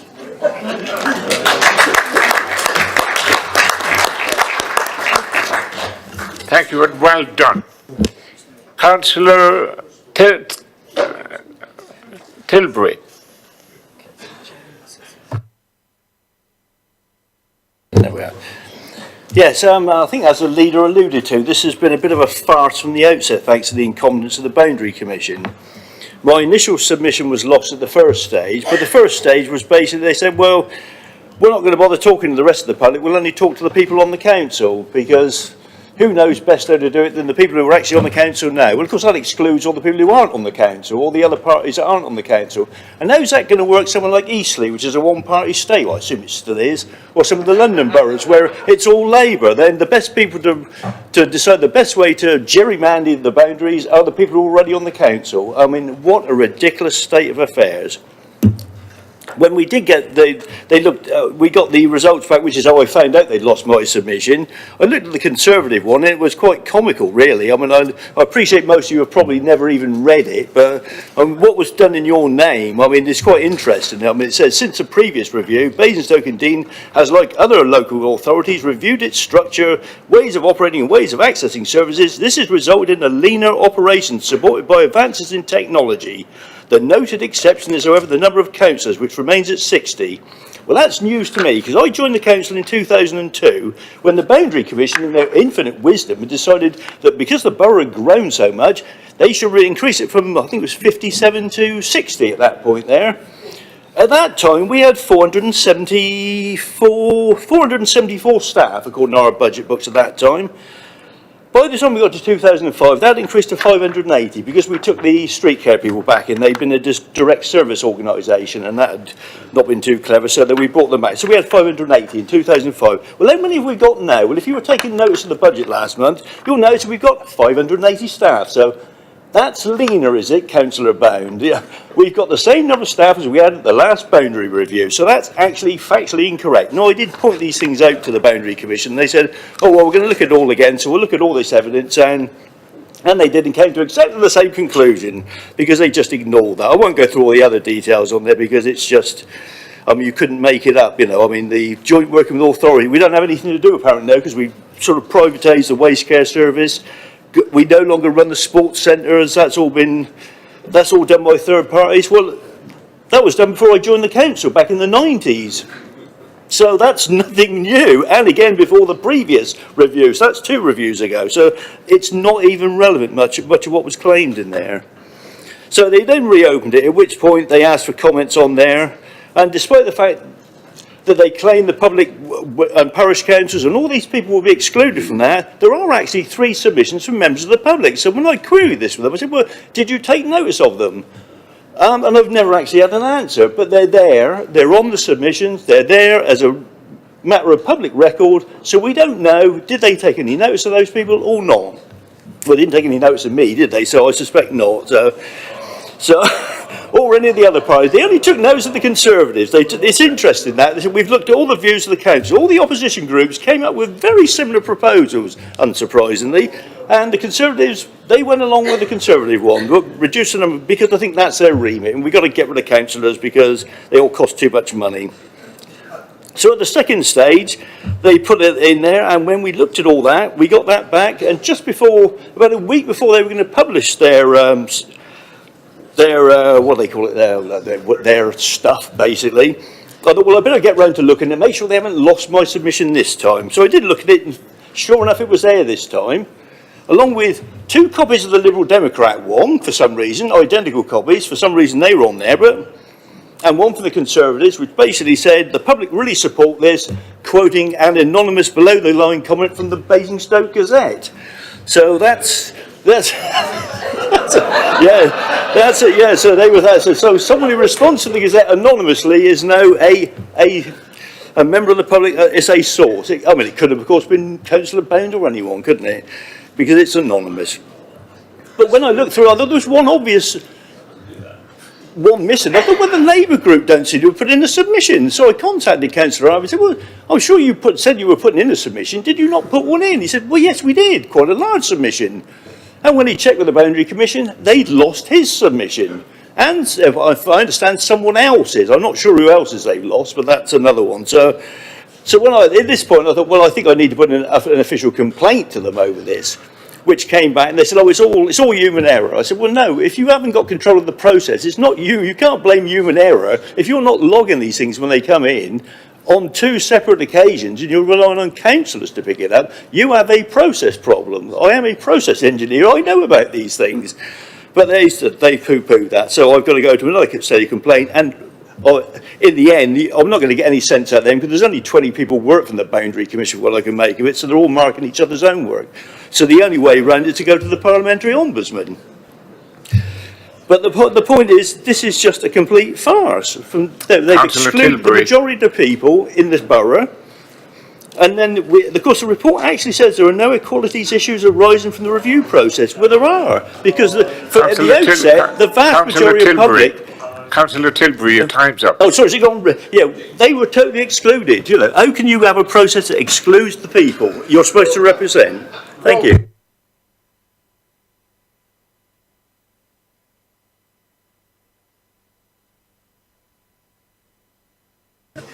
Well, it's a good job Councillor James has come back because it's his turn to talk.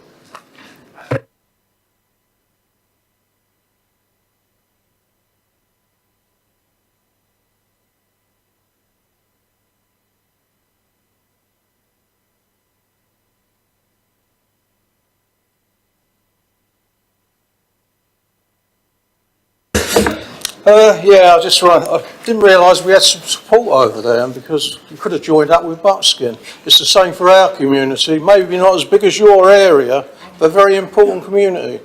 It's a sad time for Basingstoke, to be honest, across the board. I think it's been mentioned about the amount of councillors.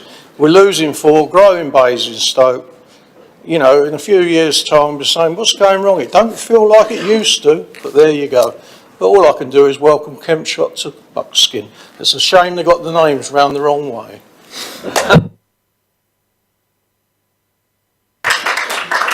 Well, I've been saying for many years we should have renamed Buckskin to Lower Kempshot. Well, I can tell you, the people in Buckskin would enjoy it. However, the total report is for noting, okay? You've had the chance to have your say, and that's fine. It's noted, yes? Yes. Thank you. Now, we have motions, and notice of motion, cut to the Leisure Park shuttle bus services. Submitted by Councillor Gary Watts and seconded by Councillor Colin Regan. So, Councillor Watts, off you go. Thank you, Mr. Mayor. As stated in my budget speech last month, this council has only used selective data to justify this cut to the Park and Ride service. It used data from the first 4 months of 2008, the winter months, to justify this cut. So in that period, as members know, we had 2 bouts of snow and Easter fell in that period. So when you do look at those figures, they're understandably low. So any sensible, forward-thinking council should look at broad base of data to justify this dramatic cut to this service. So members will be pleased that I've got some extra data for you. I'd like to thank Peter Smith from this council for supplying that data. The Christmas park and ride figures. So over 2 weekends in 2017, this is just 4 days data, the 23rd, the 24th, the 30th and the 31st of December, 1,229 passengers used the park and ride service, of which 350 were passengers using the park and ride on a Sunday. So then we go to this year. So just again 4 days, the 22nd, the 23rd, the 29th and the 30th December. This increased to 1,753 passengers used the borough's park and ride, of which 569 were passengers using the park and ride on the Sunday. So this Christmas, we had an extra 524 passengers using our park and ride service over comparable data between the 2 years. So that is a 42% increase. This is a remarkable increase, Mr. Mayor, a success story of our park and ride. And to say that nobody uses our park and ride on a Sunday is misleading. So all transport schemes have peaks and troughs, but it's always there to mitigate the lows. So what is going to happen next Christmas when we have no park and ride on a Sunday? Where are all those people that came to Basingstoke this year? Where are they going to go? They might not come to Basingstoke. And if they do come to Basingstoke, they'll have extra traffic. They'll be stuck in traffic jams, and the residents of Basingstoke and Dean will get extra pollution. So as I said, they might not come to Basingstoke anymore, spend their money in our shops, in our restaurants, and use our leisure facilities. And this could have a potential on our footfall, obviously affecting, adding financial pressure to the town centre and our leisure park. So in the council's draft strategy plan and the 2050 vision, it has a goal of doing modal shift, obviously getting all of us more cycling and walking, and adopting a rapid transit scheme. How can this borough inspire to have a rapid transit scheme when it can't even support a Sunday and evening service between the town centre and the leisure park? I know this £40,000 cut was identified in the 2018 budget, so the portfolio holder has delivered on this commitment in last year's budget. But just to use selective data from winter from 2008 is irresponsible and is just wrong. So I hope members will support this motion and ask scrutiny to investigate the consequences of this cut. We shouldn't just brush over it as in a budget speech. We should look at all the data compared from 2017, 2018 and from this particular year and make a rational decision. I see some of the data from Basingview and it is pretty low, and I think we could probably come to some agreement where we could reduce patronage bus services from Basingview in the evening. But to take this draconian cut to cut out Sunday services is just wrong, and I think any sponsorable council should look at all its data. Thank you.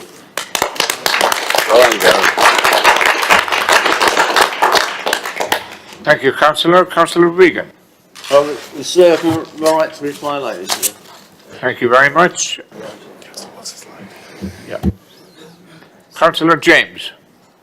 Thank you, Mayor. I will support this motion. I think it's eminently sensible. It's unfortunate that we base our decisions purely looking at data rather than looking at potential. What I will say, and I think Councillor Watts has covered the Sunday service in some detail, but I'm going to talk about the evening service. One of the problems we have is that if you cut an evening service and people work in the town centre and there's no way of getting back to the leisure park, then they stop using the morning service to get into town to go to work. So what happens next year is we say, oh, the numbers on the morning service aren't as good as what they were, and then we have another cut and we start going backwards when we really need to go forwards.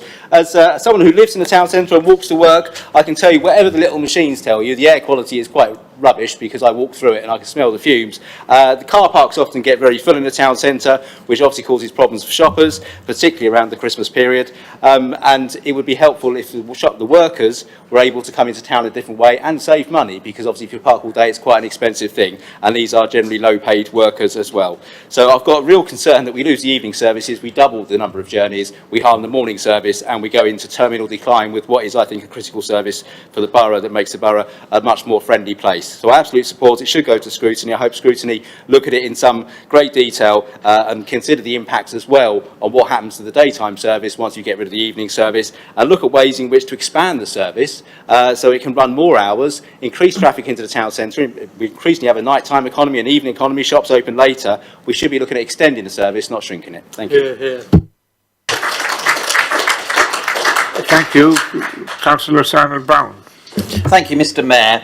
Transport is the UK's single largest source of greenhouse gas, a sector where we as a council can make a real difference by doing our bit to reduce carbon emissions. One of our key priorities is our commitment to tackle climate change.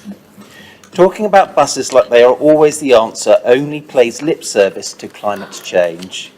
And instead, we take our moral responsibility to cut emissions seriously, and we allocate our resources where we need to, as climate change really matters to our residents.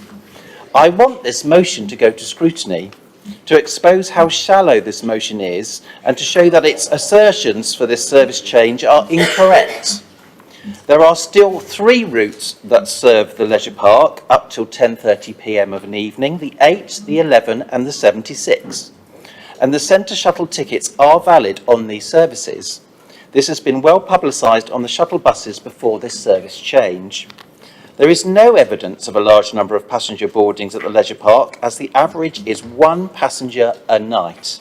That's right, 1 a night for all services.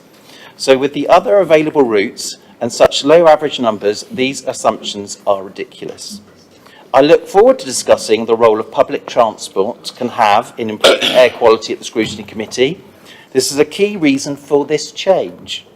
Research by National Express suggests that only running a bus with at least 7 passengers or over is considered to be more efficient than single car journeys.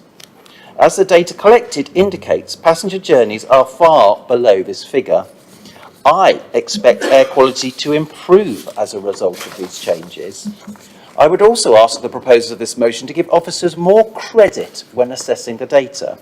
The short periods measured in the details absolutely concur with the annual figures for this service. We need to focus our resources on transport that is delivering increased passenger numbers and a net positive impact on emissions.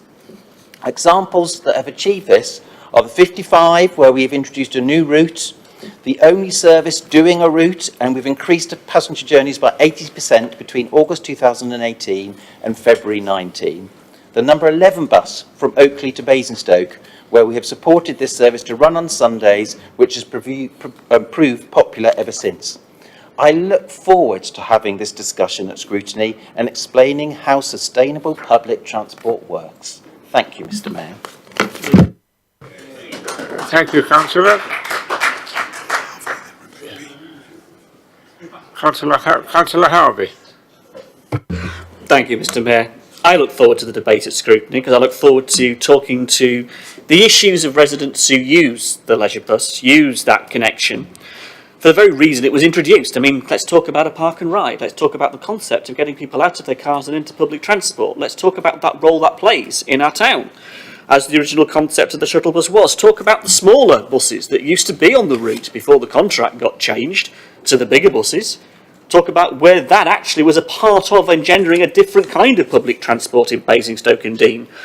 The idea of taking on the monopoly, as was then, with where we as a council could make a genuine difference and make a genuine intervention. The idea of the park and ride being something that benefited the workers of Basingview, that benefited their need and desire not to have to drive into the town centre in the first place, but have somewhere to park and leave their car safely, but also use a regular, well-supported, well-run bus service. And in that context, this council did make a difference. The shuttle bus was popular, is popular, and is important.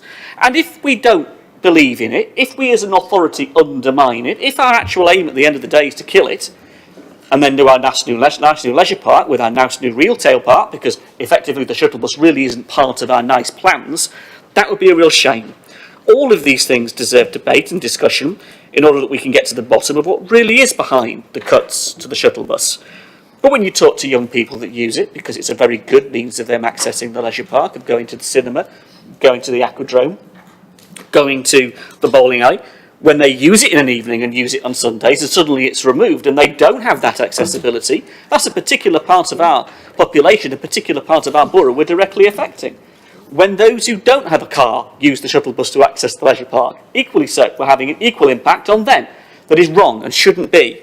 So yes, there are many questions that need to be examined about the shuttle bus, its importance to our community, and why these cuts set against what it could be, set against what this council genuinely could do with tackling air quality issues, with tackling the public transport issues we have in our borough, and how this shuttle bus could well make a difference to those issues, supporting Basingview, supporting the town centre and the shops and the businesses, supporting our residents who wish to access the leisure park and enjoy its facilities, and what it could play a part in New River Retail's grand plans for the future of the leisure park. It would be shocking, wouldn't it, if that didn't include the park and ride? It would be shocking, really, isn't it, if our residents are cut out of their plans simply because the pink buses don't suit those plans, don't suit their commercial operation of the future of our leisure park. Thank you. Councillor Bean. Thank you, Mr. Mayor. I'm afraid I do not agree with the statements made in the motion before us this evening. Based on the evidence that I've seen, there is nothing to suggest that the service this motion speaks of has been cut.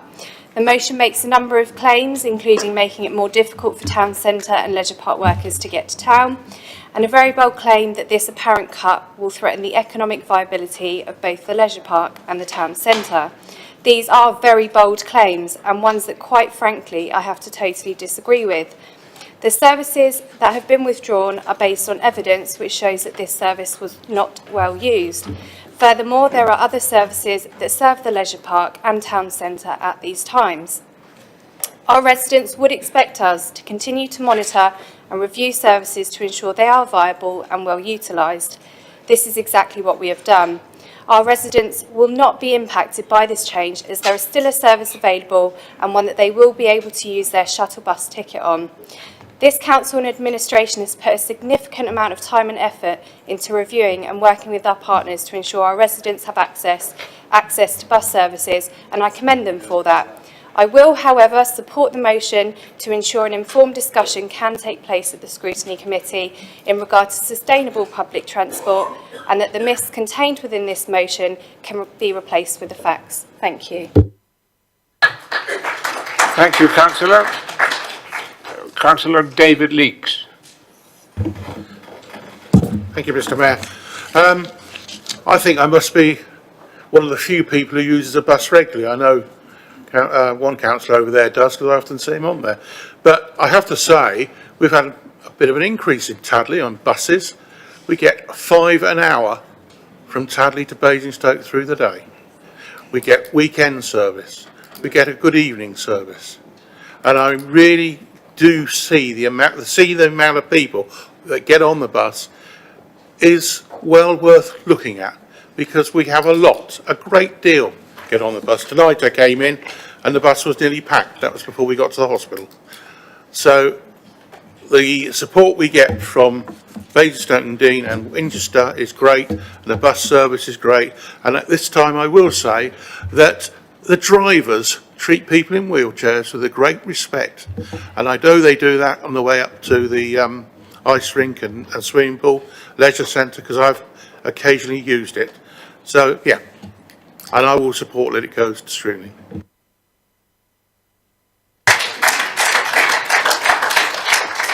That's our last speaker.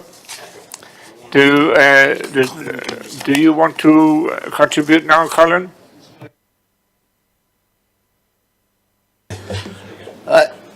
I'm pleased that Tories recognise it should go to scrutiny, because to say it wouldn't would be trying to defend the indefensible, actually. Listen to their statements, Salman Bounder. I don't know what world they come from, actually. To say that using a car is more economically better than using a bus, it's really cloud crickery, flat earth society stuff, isn't it, really? It's also like when he said before the Equality Act has no, on a policy, equality impact assessment about over a year ago, he said, he told the Gazette he didn't need it, but it's all part of the Equality Act. But I'll leave that to one side. But to say that the bus service, I mean, it's a leisure park. How many leisure parks around in this country don't have a bus service on a Sunday or the evenings? And the evenings is the most important time when people go to the bowling alley or to the cinema. I mean, on a Sunday afternoon, where's the bus service?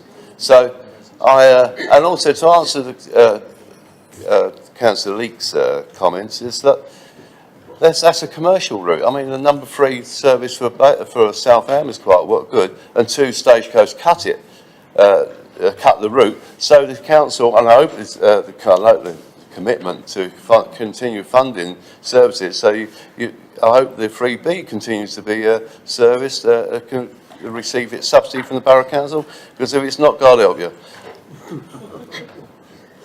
So you're on warning. So I'm pleased it's going to go to scrutiny. I'll have to rewrite my leaflet now. Thank you.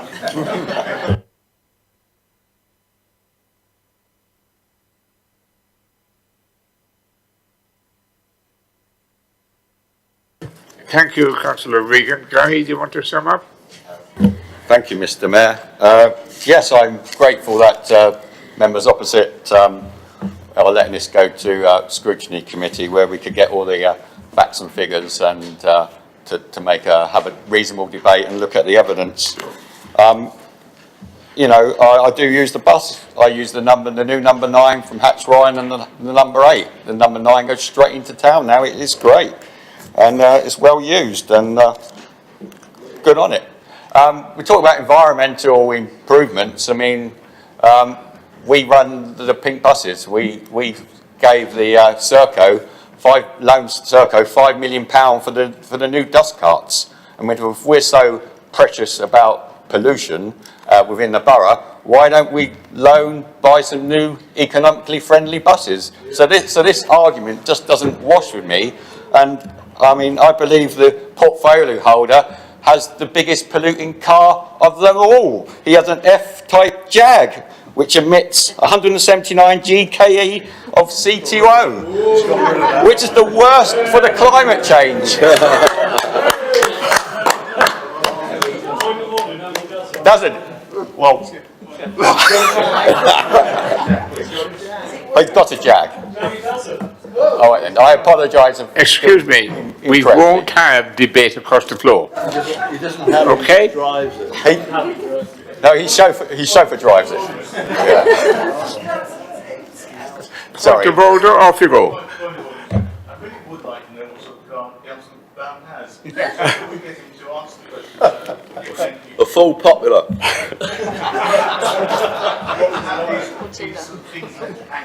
It's not a leisure park bus, is it? That is not a point of order. I apologise to Councillor Bound. It's actually Councillor Tate that has the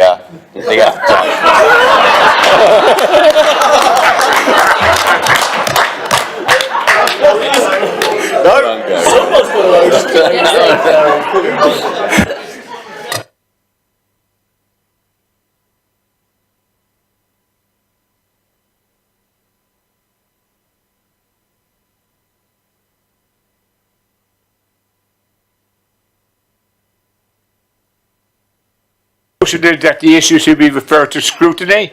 Is that agreed? Agreed. Thank you very much. We now move to item 18, question from council members on notice. There are no questions. Item 19, question to the chair or cabinet and or committee. The relevant committees are Development Control, Mandydown Overview, Licensing, Council, Cabinet and Development Control again. Any questions? No. No.